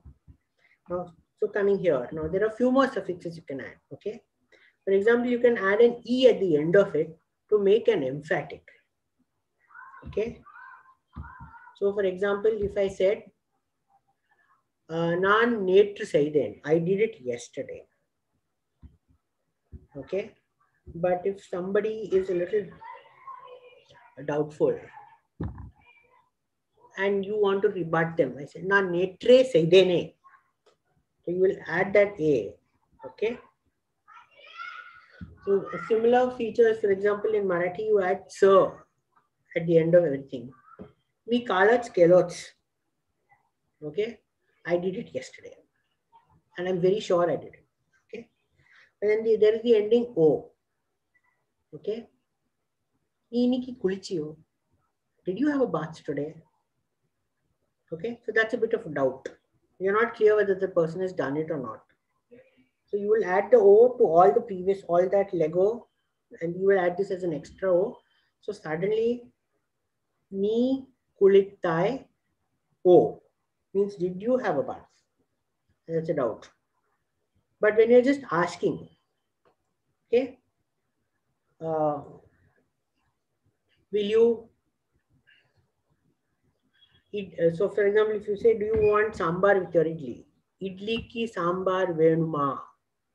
Okay, there's no doubt. You're just asking. So then that A ending comes. Okay. Then there is one more ending for hearsay, which is to really throw shade on somebody. Okay. Avan seiden endru sonnanam. Okay. He says that he supposedly did it. In English, you have to use this word supposedly and sort of to throw shade on whether somebody did something or not. In Dravidian, we just add one more block, Lego block to the word. Okay. But you know, we aren't Dravidian languages, people probably think they're pretty mad languages. That if at this rate, how many more things will you keep adding? But there are many verbs that, many forms that are just the root plus an ending. Okay, without this complicated Lego. So for example, say alarm. It is say plus alarm, which is an unconjugated tense. Na say alarm, ninga say alarm, our say alarm, ivar say alarm means anyone can do it. So yarum say alarm, anyone can do it. That's the meaning of the word. And there are similar endings. I know this is my language, I'm talking of my language, but there are Namma Hogana in Kannada. We can go. Okay? Neevu Hogana. Okay, which means you can go. Its literal meaning is you can go. Its actual meaning is get lost. Okay. Then there is a condition. So ni seidal nanum seven. If you do it, I will also do it. Again, the seidal can be used with any person, so it's not restricted to. It does not have a specific person ending. And similarly, okay, there are things to mark intention to mark possibility. Okay, and then to mark the perfect tense, and so on and so forth. So many of these are not. This is known as conjugation. When personal endings change, they're called conjugated verbs, and when they don't change, they're called unconjugated. Okay. So in English, for example, I can go, you can go, he can go, they can go, we can go. Can is an unconjugated verb. Okay. But I go, you go, he goes. That's a conjugated verb. Its ending changes according to the person. And then there are tenses that may be conjugated or unconjugated. So in English, for example, the present tense is conjugated. Okay. I go, you go, he goes. The past tense is not conjugated. I went, he went, you went. Okay. So many languages do have this. They have conjugated verbs and conjugated tenses. Bhayanak bore kar diya na. Okay. Now, another thing that the Dravidian languages are very funny about is that they do not have relative pronouns. Okay. So, for example, she who sees. Okay. If that's the construction in English, in Tamil you will say Parkiraval. Sorry, that's my mistake. It's Parkiraval, not one. She who sees. So again, this is agglutination. Par is the verb, kir is the present indication, and then avan is the person indication. So this means Parkiraval. Again, this whole Lego system works. She who saw. So par, then it, which is the past marker, and aval. So parthaval. Similarly in Kannada, nodidavlu, and so on and so forth. She who will see, wo jo dekhegi. So par, root for see, per for future, and aval. So parpaval, and she who is about to see. Parka pogiraval. Okay.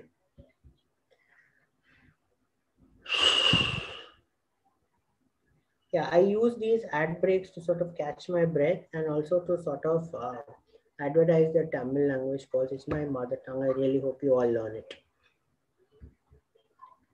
Okay, now I'm going to look at the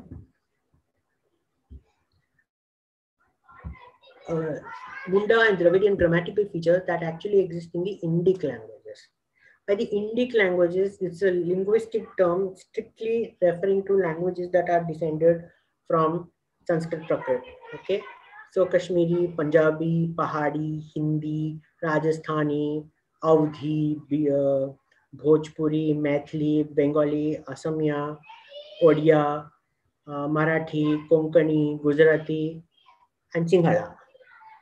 These are the Indic languages. Okay, Indic has a specific use. Indian has a specific use.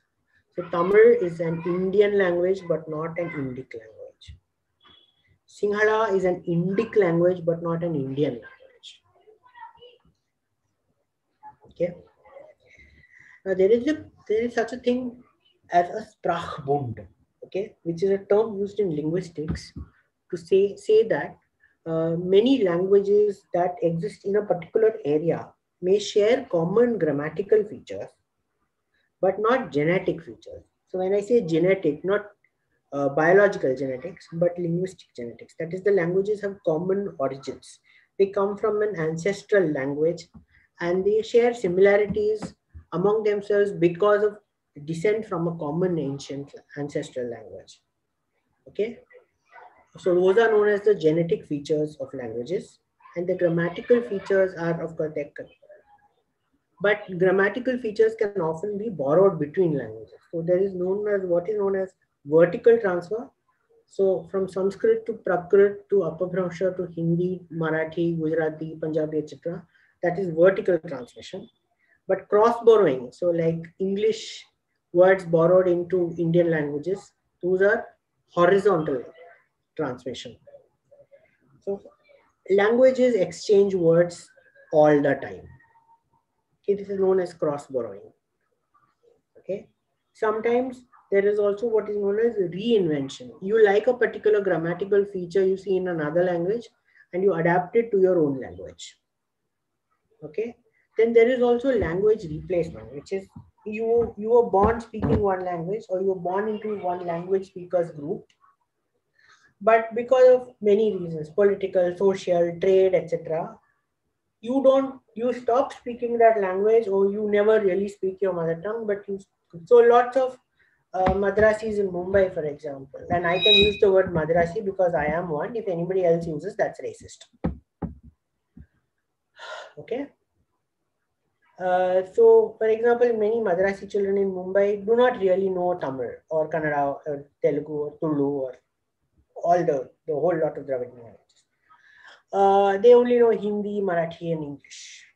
Okay, and so many people often complain that their languages are dying because English is slowly killing all their languages.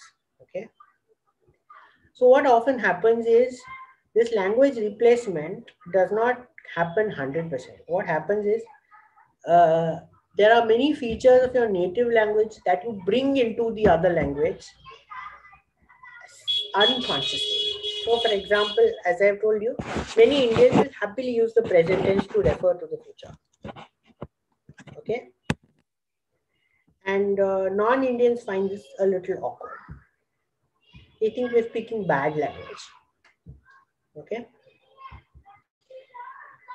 So now the Indic languages, the Mundaic languages, or the Munda branch of the Austroasiatic languages. The other branch includes the languages of Thailand, Cambodia, Laos, Vietnam, etc. So the Indic, Mundaic, and Dravidian languages share a number of common features. Okay. First, of course, are the retroflex sounds. We are the ones who can say to, no. Okay, as well as sh and la, and most other languages can't. Okay. Then we make a massive use of gerunds. I'll come to that. Then there is some very Indian features that only exist in our language and which we use to create literary and comic effect. Okay, so we use eco words. So we will say nagai vakai. Okay, jewelry shulry. That's what it means. Bus gis. Okay, bus was. Bus literally means the bus, omnibus. Or as the Punjabis often say, patti shatti karenge. Okay. Teri to aisi taisi, as we say in Hindi. So these eco words are common across these three language families. We also have eco numbers. An English mother would probably tell her kid to get a few tomatoes. We will say get 2-3 mangoes. Okay.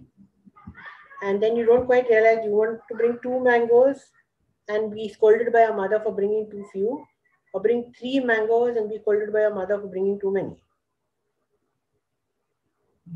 Okay, so we say 5-6 men beat him up. So we use this very commonly. Okay, other languages they will say a few or some, but we tend to use. Okay.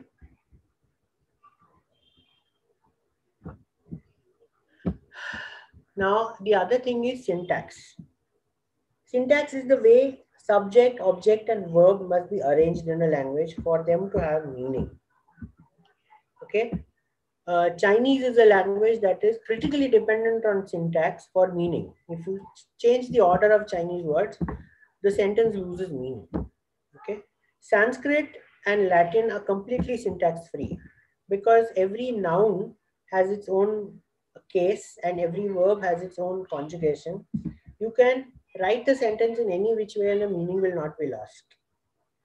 Now, English is heavily syntax dependent. Okay. So you have to say, I went to Mumbai. You can't say, Mumbai went to I.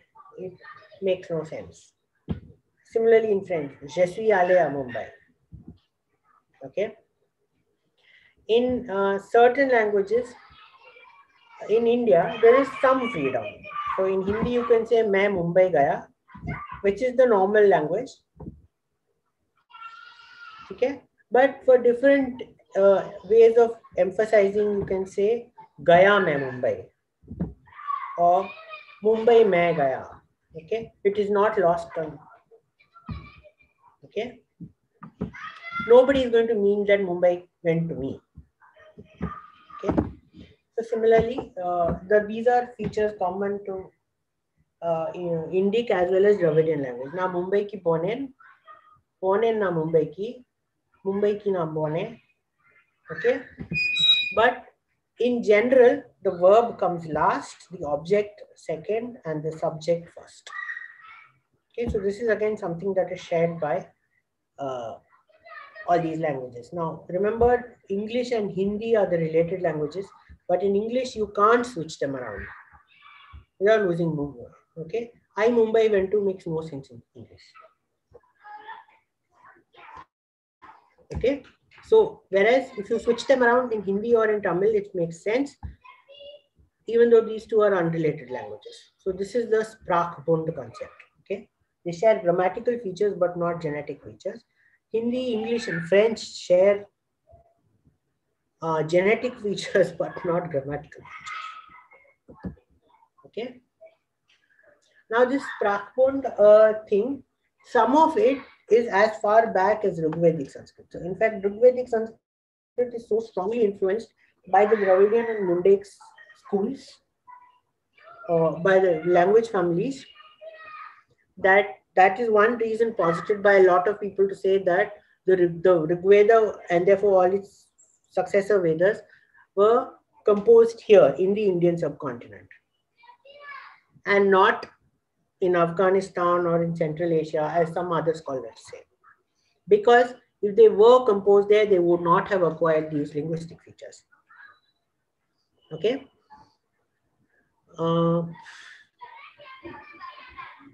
Other interchanges, however, are a lot more recent, like occlusivity. Okay. So I spoke to you about gerunds. Okay, what is a gerund? A gerund is the incomplete component of a verb. That is, when you mention a gerund, it has to be followed by a complete verb. Okay. So, for example, if you translate, I ate and went to see a picture while listening to songs. Now, in Hindi, it would be मैं खा के गाना सुनते picture देखने गया. Okay. Here you will see that there are three gerunds here. First is the past gerund, मैं खा के. You can't make a full sentence. See, you can make a full sentence saying मैं खाया. It means I've eaten. But when you say मैं खा के, it's an incomplete sentence. It means you have eaten, but then after that you did something else. So what did you do? Right. So that is called a gerund. It's a grammatical feature. So मैं खा के गाना सुनते.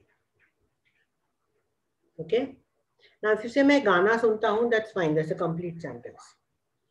But if you say मैं गाना सुनते, it means you are listening to songs, but you're doing something else also. What is it you're doing?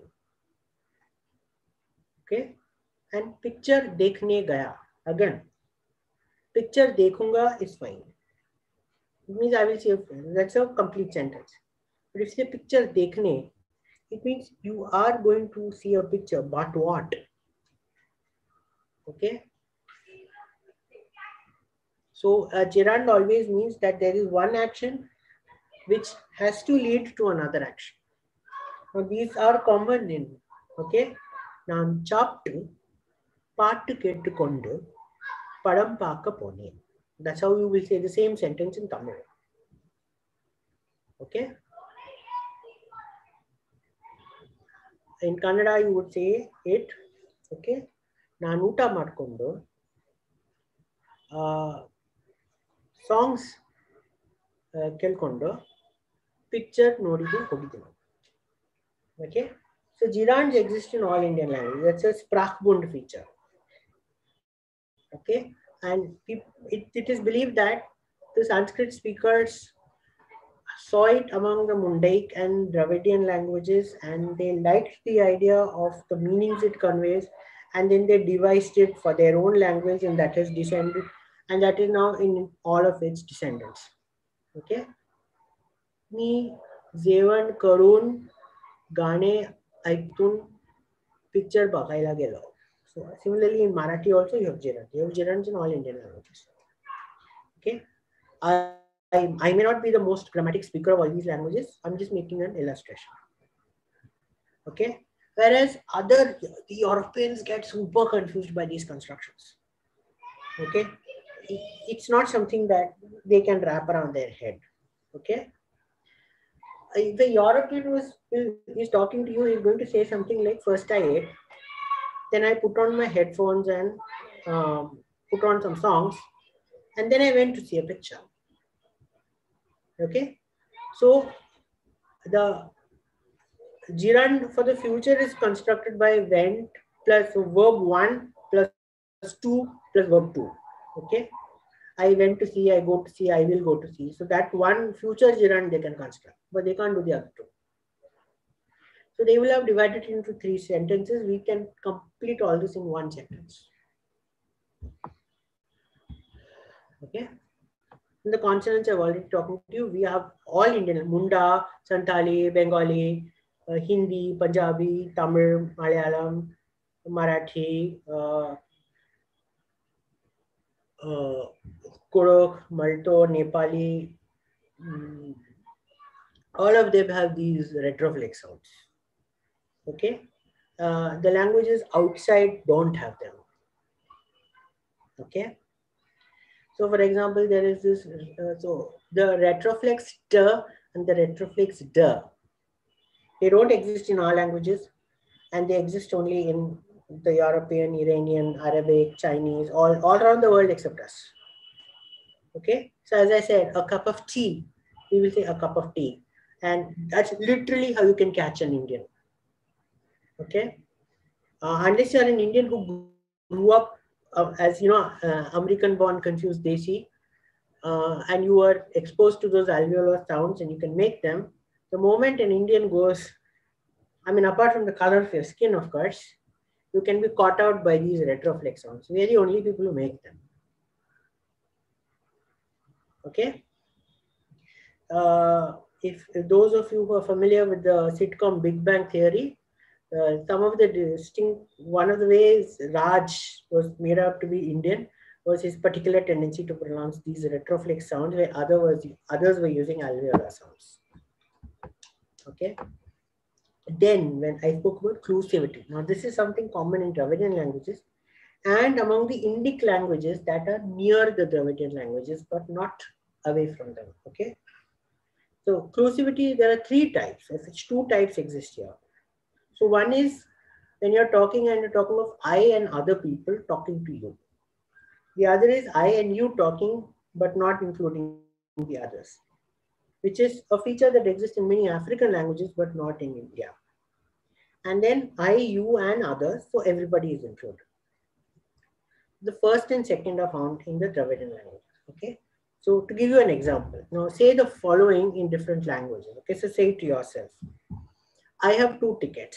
We are going to a movie. Okay. I'll say it in English. So I said it in English. I'll say it in Hindi. मेरे पास 2 tickets हैं. हम picture देखने जा रहे हैं. Suppose I told this to a friend of mine. The first thing he's going to wonder is, okay, am I one of those 2 people who are going to see the movie? Okay, did my friend say that he has 2 tickets, one for himself and one for me? Or is he telling me that he has 2 tickets, he and somebody else are going and I'm not invited? Okay, so this is the problem of clusivity. Hindi does not have clusivity. Okay, now in Tamil, I can make this very easily. எங்கிட்ட 2 ticket இருக்கு. நம்ம படம் பார்க்க போறோம். Okay, my friend will be delighted because he and I are going to the movie. Okay, but if I told the same friend, எங்கிட்ட 2 ticket இருக்கு, நாங்க படம் பார்க்க போறோம், it means I and somebody else are going to see a movie, he can go home. He'll be pretty disappointed. Okay, And this is common in many South Indian languages. Inclusivity is very, very clear. Now, the same thing exists also in Marathi, which is a language that has been in close contact with Telugu and Kannada for much of its history. Okay? माझ्याकडे 2 ticket आहे. आम्ही picture बघायला जातो. Which means you're not invited. I and somebody else are going to the movie. Okay? But if I said, माझ्याकडे 2 ticket आहे. आपण picture बघायला जातो. Which means you and I are going. My friend will be delighted. Okay?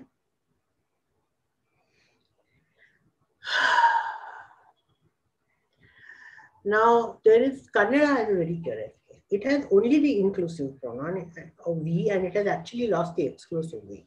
So once upon a time, there was a word called Emma, which is from old Kannada literature, but not now. So in Kannada, if I had to say this, I would say, Nanatra ಎರಡು ticket ಇದೆ ನಮ್ಮ picture ಗೆ ಹೋಗಿದ್ದೀನಿ. Okay? So by default, it means I have 2 tickets, you and I are going to see a movie. But now, how do I tell a friend that it's actually myself and somebody else and not you? I have to add an extra sentence. Okay? So, nanatra ಎರಡು ticket ಇದೆ ನಮ್ಮ picture ನೋಡಕ್ಕೆ ಹೋಗಿದ್ದೀನಿ ನೀವು ಮನೆಗೆ ಹೋಗಿ. Okay? I have 2 tickets. We are going to see a movie. You go home. In Kannada, you have to go out of the way to be a little rude to somebody. Okay? So ideally, if you want to tell a person that you have 2 tickets, then you better buy a third one and say, look, I and somebody are going to the movie, but why don't you also come along? I've got one for you also. So it's in that way a far more inclusive language compared to the other languages. Okay? So here are the inclusive pronouns. Nammal, Nangal, Malayalam, Nam, Nangal, Tamil, and so on and so forth. Okay?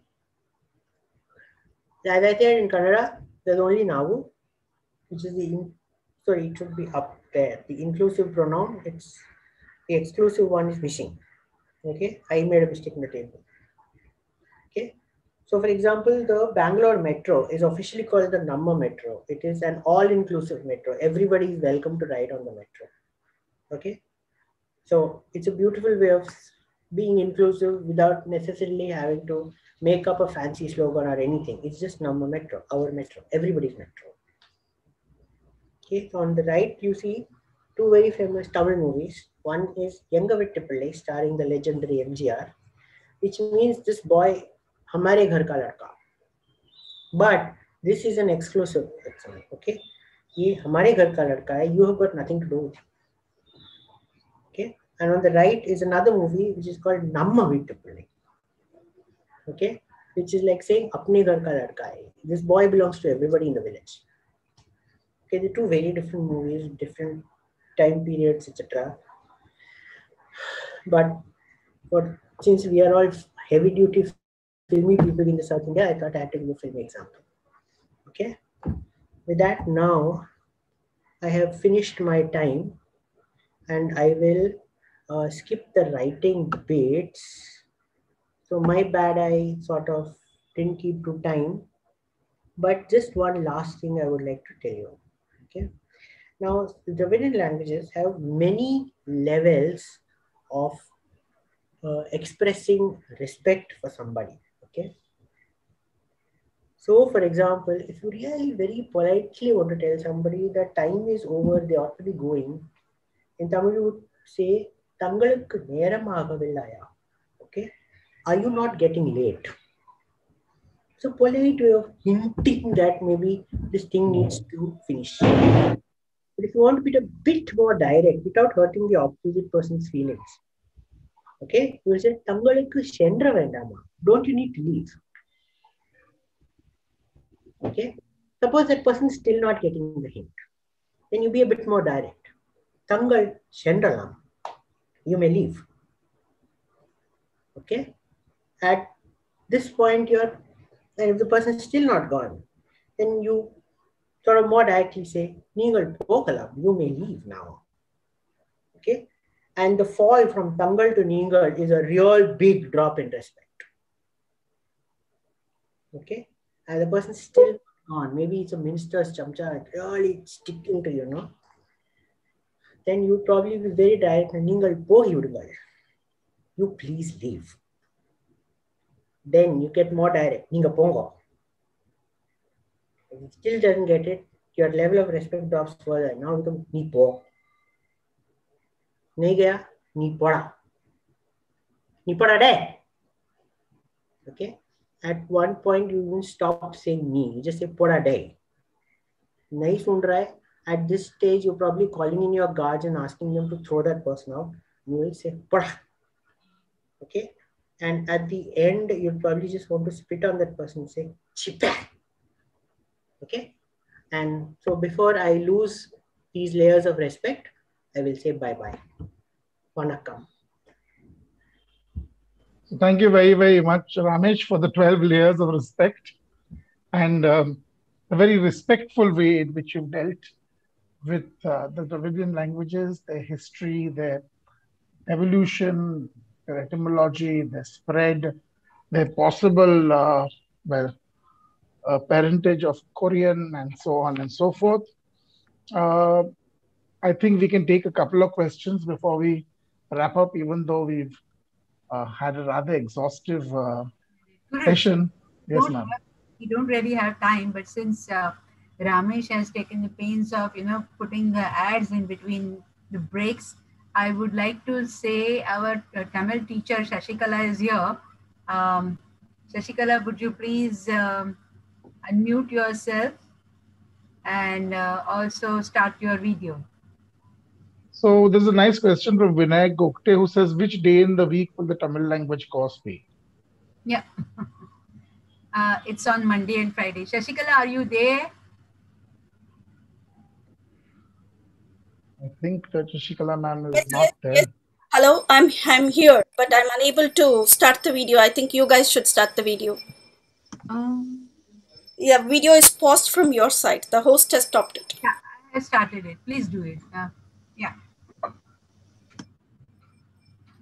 Yes. So I hope after listening to Raamesh's lecture, people have, they would be learning the language, though it seems very complicated, but that is only in conjunction with all other languages, but you have to learn only one language. So it won't be so complicated. Yes, Raamesh, what do you say to that? Ma'am, like I said, it's like Lego. You just need to learn the parts and then you can put them together and you can do a lot with this language. So once they learn Tamil from Shashikala, they will be able to learn the other southern languages very easily. Is that what you would say? 100%. Yeah. So you have to look for other teachers, okay? So I'm to teach one of the world's longest surviving language. Tamil happens to be more than 300-year-old BC language.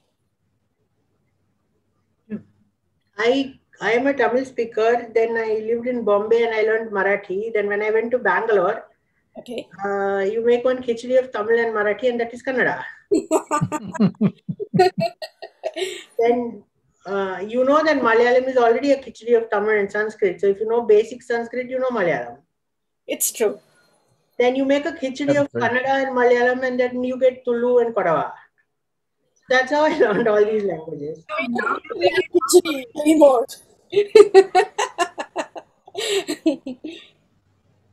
Okay, so I really hope that more people would join. Institution is seriously thinking of starting a school of languages very soon. I don't know how it will come up, but it will come up very soon. And we really want to go into Indian languages and their, lesser known dialects, etc. So let's see how it works out. But we are starting with the oldest language in India, Tamil. Classical language, that too. And our Shashi is also an expert in Carnatic music, by the way. Okay. I was told that, of course, and I'm very happy. You can sense that from her voice, actually. Great. And another 1 minute, there's a question from Rajas, which is a good question. Yeah, but just so Raamesh is also giving a course in Endangered Scripts of India. Okay. That's from 23rd of February. So that, well, that poster and everything, you might have seen, all of you, but it will be sent to you also. Thank you. Now you can go on asking. So Ramesh just wants to know how old is the Proto-Dravidian language? What is its probable uremit? Very hard to place. Okay. Literary Tamil goes back to the 3rd century BC, so it's clearly got to be older than that. And Kannada and Telugu, they separated much earlier. So I guess you add about 1,000 years to 3. So maybe 4,000 BC, 5,000 BC something. We really can't say. See, beyond you can reconstruct, and then from the reconstructed words, you can sort of make out whether these were Bronze Age words or Iron Age words or Stone Age words. So from that, we do know that it goes back to maybe the megalithic, Chalcolithic, at least the megalithic, perhaps the Chalcolithic. The Urhaimite is certainly here, because no Dravidian language, or at least fragments or borrowed words from the Dravidian languages, are found outside the subcontinent. Unless they are much later. Yes, they come from the Indo-Greek trade onwards.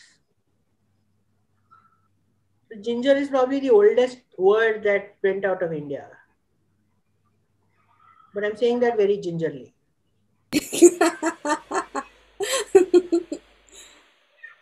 So Vikas Jain says, my daughter is 11 and she's very keen to learn Tamil. Would it be fine? This is Karnik. And we have an 11-year-old on the course? Yeah. Children learn language very fast. Very true. So let them Children are normally more adaptable than older people. Don't have to worry. There will be a lot of infographic charts and other things for the child to be more entertained. Yeah, and because who asked me that? Yeah, because ask her to get her friends in, because in groups, if they join, it will be even better for them to learn well, very Quickly. interesting manner. Chatting amongst themselves after the class is over, etc. Yeah, there is another question. What is the character in redundant consonants? So, see, writing systems don't evolve as fast as spoken language does. So, at some point, a writing system was applied to a language. Like the Latin script was applied to the English language. But then it did not evolve as fast as the English language evolves. Now, English has a lot of sounds that the Latin script cannot support. So then, for example, you have to use thoda imagination. So C and H have to be put together to make the ch sound, because that sound exists in English but not in Latin. And then C and two H's have to be put together to make the ch sound. So, or the S sound and the H, the letter for S and the letter for H are put together to make the sh sound, which exists in English but not in Latin. So on and so forth. So characters don't evolve as fast. And sometimes what happens is a sound may have existed in the past but no longer exist. So for example, Latin has separate sounds for K and Q. Now those are valid sounds in Latin, and therefore there are two separate letters. In English, there is no use. So they mean the same thing. So you can abolish that Q letter in English and you are not at a loss for anything. But you would end up with a very compound set of sounds then. So for example, you would have to have a KYU sound instead of a KU sound. So then Q does represent a KY conjunction instead of just a K. Raja? Of course, we can argue till the cows come home on this. Linguists love doing these things. Rajas says, as in where exactly in the Indian subcontinent? Indus Valley or Narmada Valley or Godavari Valley is the location of Proto-Dravidian. He's hell-bent on making you commit yourself.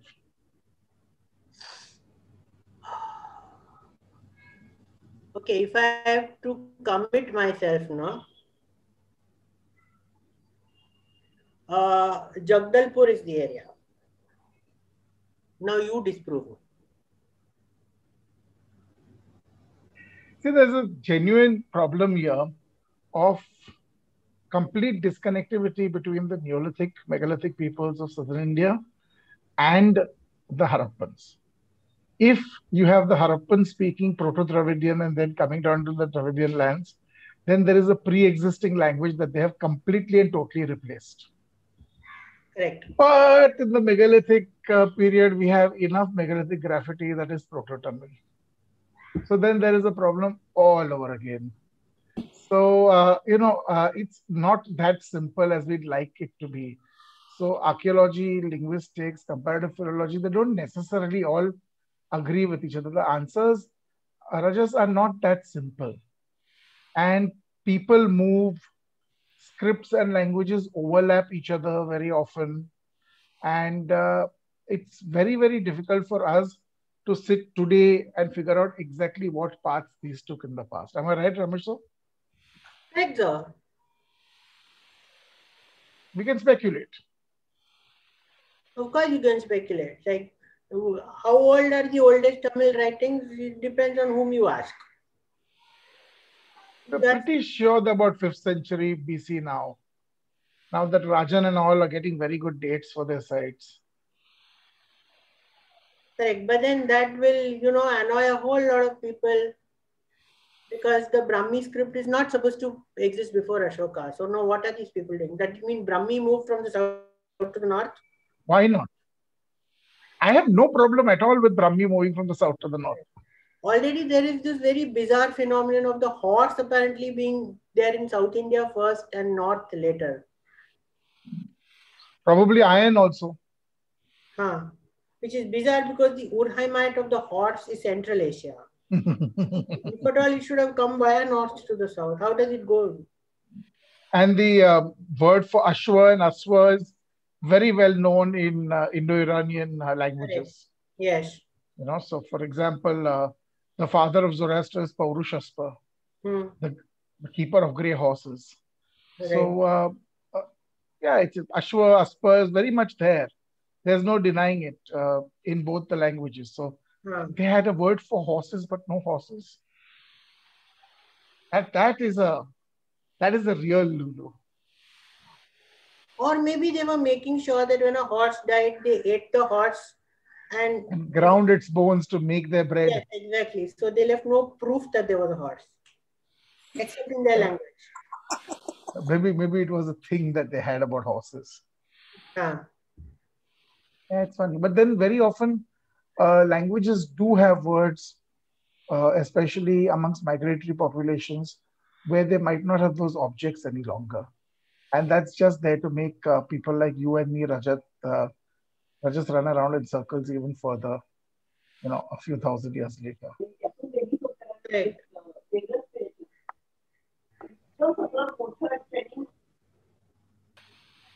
Can't hear you.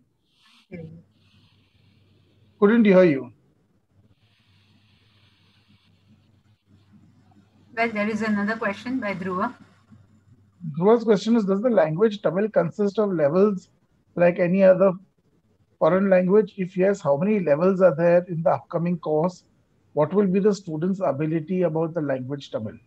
That's a very good question, Shashikala. Okay, I take the call for this. Currently, we shall focus on level 1, which will be only the basic, wherein you learn to write and read the basic alphabets, 2-letter, 3-letter, 4-letter, 5-letter, single sentences, small paraphrasing like you have in English. And probably you will end up reading nursery rhymes and get involved with the language.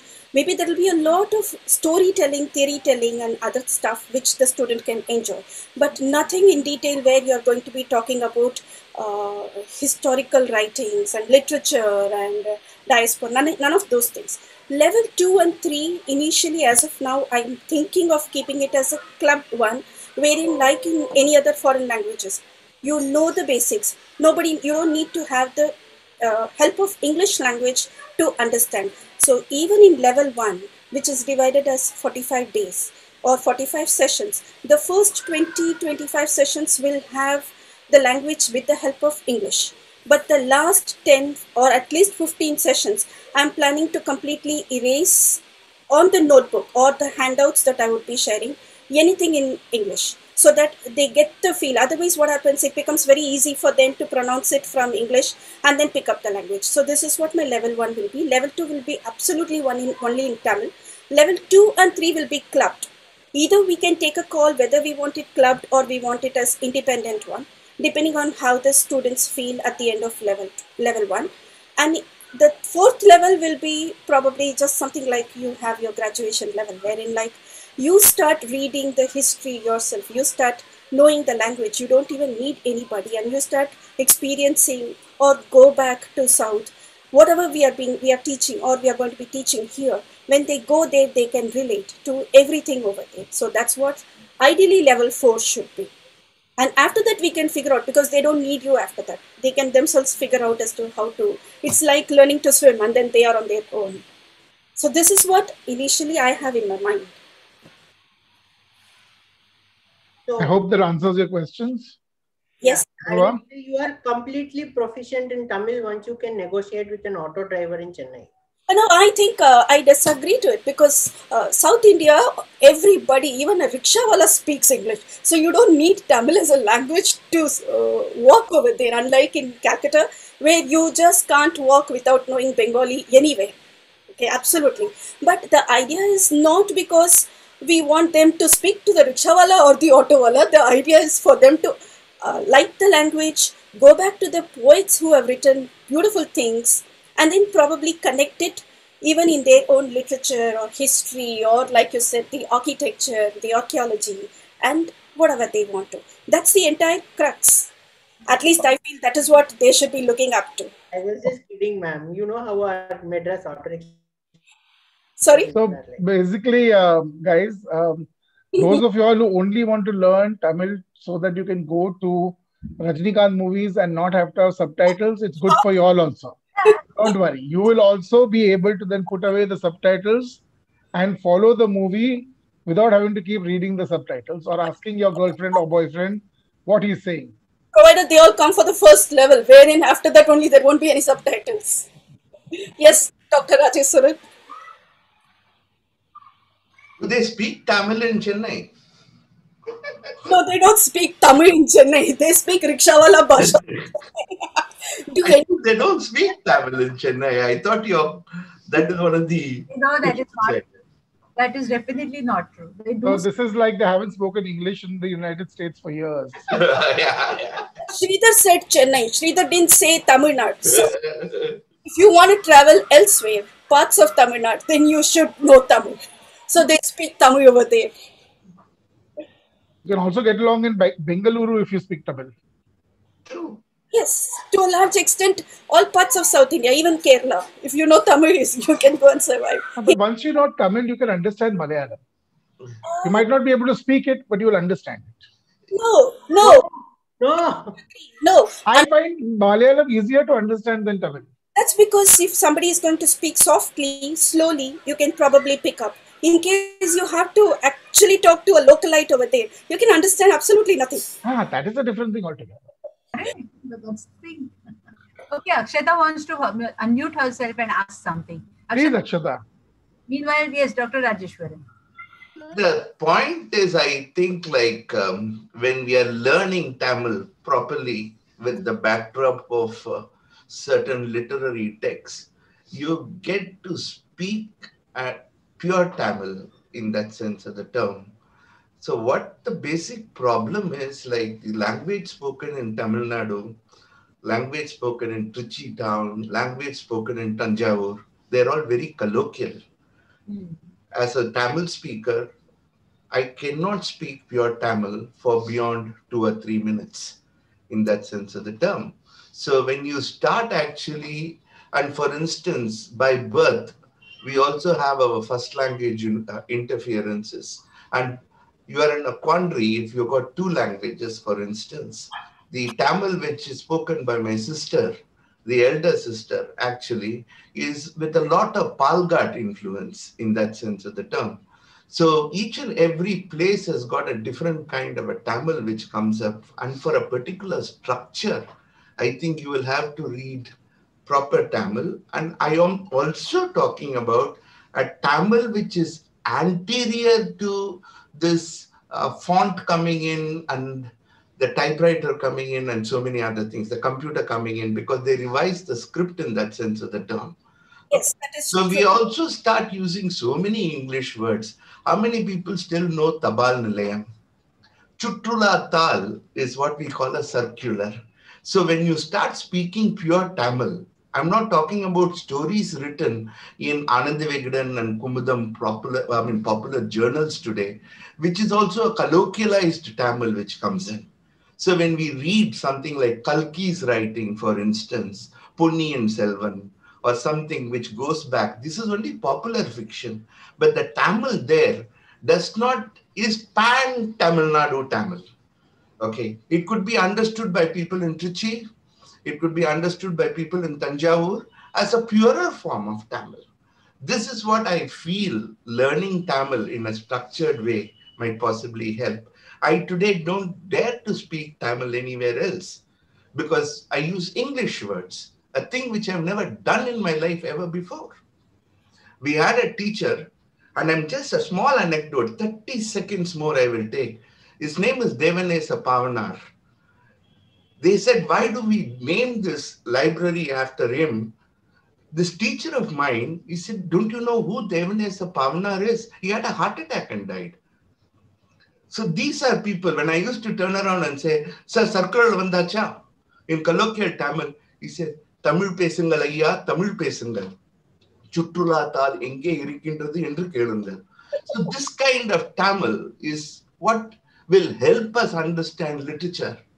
And once you understand literature, then we can move into archaeology where the script is different, the எழுத்து is different, the chwal is different. So I think each and every language has this beautiful thing. It's the same thing to me in English literature. I'm not qualified at all because I cannot read beyond Chaucer. They have got questions. Sorry.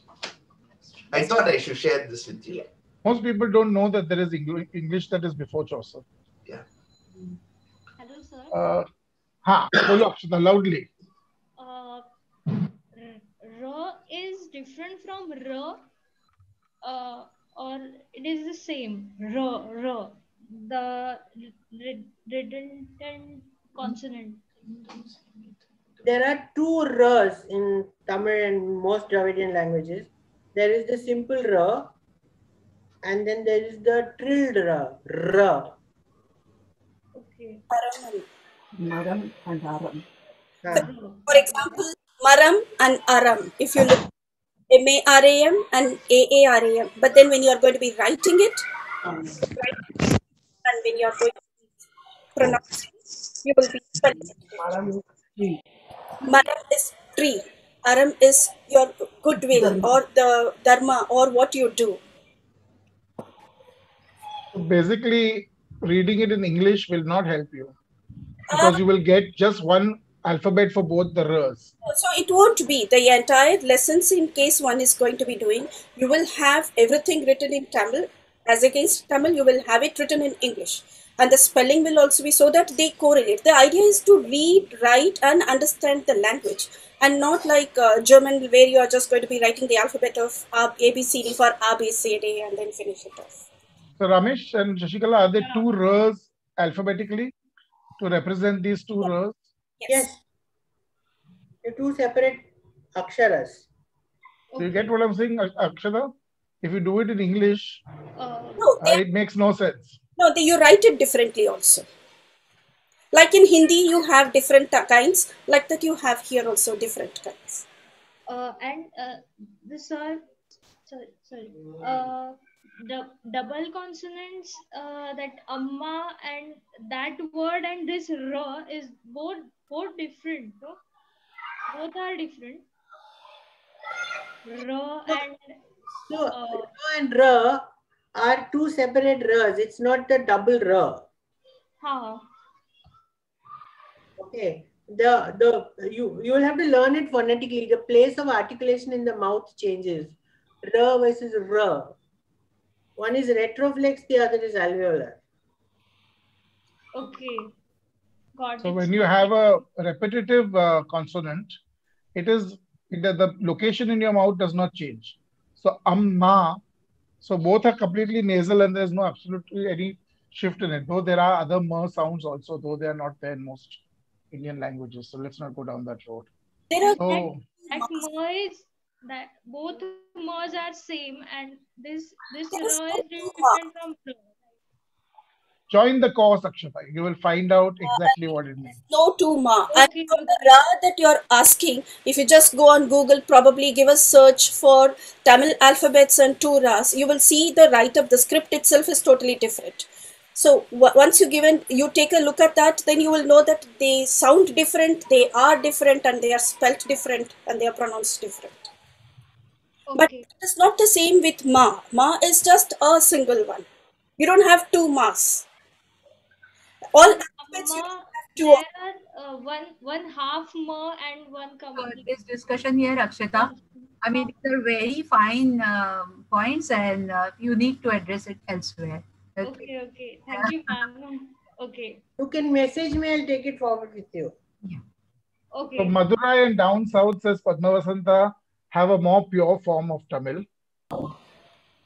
That I think will be highly refuted by people in other parts of Tamil Nadu. And battle swords will be drawn, Padmavasanta, for that. Say it again, sir. Madurai and down south have more pure form of Tamil.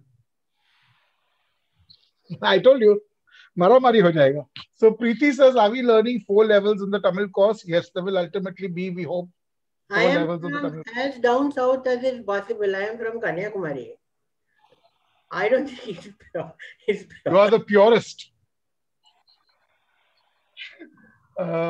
Actually, the people who speak a really pure version of Tamil are the Tamils of Sri Lanka. One question, ch and sh sounds interchangeable in Tamil in all of its Yes, yes, all of its dialects. yes. So lots of people are saying thank you, no Raamesh. sir in Tamil. Padmavasanta, by the way, is from Madras, not from Chennai. She'd left before it became Chennai. Lucky her. Unmute yourself first. Chennai was always Chennai. Unlike Mumbai, like in local language, because even though when it was Madras, we used to call it Chennai. No, Mumbai was also Mumbai in Gujarati Yes. and Yeah, Marathi. Mumbai, yeah, correct. Mumbai was Hindi. Mumbai is something like Mumbai that. is Hindi. Mumbai is Marathi and Gujarati. Right from time in Mumbai, I stand corrected. Mumbai, everything. No, Bombay, Mumbai. Mumbai, all that is fine. But Chennai was always Chennai, only in English. Huh? Mumbai was always Mumbai. I've never heard anybody calling it Chennai. Whereas in referring to Mumbai, when we Parsis also speak about Bombay in Gujarati, we have always said Mumbai. Yes. And Maharashtrians also have very always true. said Mumbai. I've never heard anybody saying Chennai before. No, I have never heard a Tamilian call it Chennai before it was in the officially Tamil renamed. script, excuse me, in the Tamil script, it has been always Chennai. Yes. And if you write, please, I stand corrected. Please check it out with somebody else, because when you write in Tamil, it is only Chennai and not Madras. You see movies of the. So you cannot write Madras in Tamil. No, it is Chennai. Movies of the 50s and 60s, you'll get it. Everybody calls it Chennai. It is only Chennai. Huh. One more thing, any certificate that you possess, if you have it in Tamil written, it is always Chennai. Chennai. Not Tamil Nadu, or it is not Madras, it is only Chennai. Always Chennai. Mugdha ma'am, we can't hear you. Also, yeah, my network is bad. All right. Okay. So Padmavasanta says in Tamil, it is always Chennai. Chennappa Naikar was the one who negotiated with the British. Where did he come from? It's named after him, Chennai. He negotiated with the British. That is why it is Chennai. Yeah, it was the Chennapattanam or the Chenna. Even in Karnataka, everywhere you have the Chennappa, that Chennakesava. So the Chennapatnam comes from that. Maybe probably it comes from the Senna. The pure Tamil is called Sen Tamil. The pure Tamil, probably the one with a pure linguistic thing. But of course, Chennai is the most currently evolved form of Tamil. So if you want the latest evolution, what Tamil is today, you need to go to Chennai. As you all rightly said, the Rikshawala, the all mishmash of Tamil. And yeah, but we Madras people, we are very proud of our dialect. I'm very proud to be a Madrasi, Chennai, whatever, and whichever part of the world I go to, my first identity is always Madras. So Padmasana ma'am, you can call yourself Madrasi. We can't. That will be racist. I'm very proud about it. I'm Madrasi. I grew up as a Madrasi. Inshallah. So thank you very much, everybody. I think we have way exceeded our time. This happens with Raamesh's lectures because they're always very in-depth and very detailed. And we all want to hear him more. So if you all want to hear more of Raamesh sir, join the Disappearing Scripts course, the Vanishing Scripts course. If you all want to hear more about Tamil, and I hope you do, please join Shashikala ma'am's course, level 1 in Tamil. And I think it will really, really help everybody. And so thank you very much for this. Inform everybody who is interested in learning new languages. Okay. I'll take everybody's leave. Thank you very much. Thank you, Raamesh sir. Thank you, Shashikala ma'am. Thank you, Sridhar sir. Thank you, Nilufar ma'am. Thank you, Mugdha ma'am. Thank you, everybody. Thank you, Riddhi and Yogini. I think we need to take it away for the day. Sure. Thank you to all our listeners. Thank you for the opportunity. Thank you, everyone. Good night. Good night.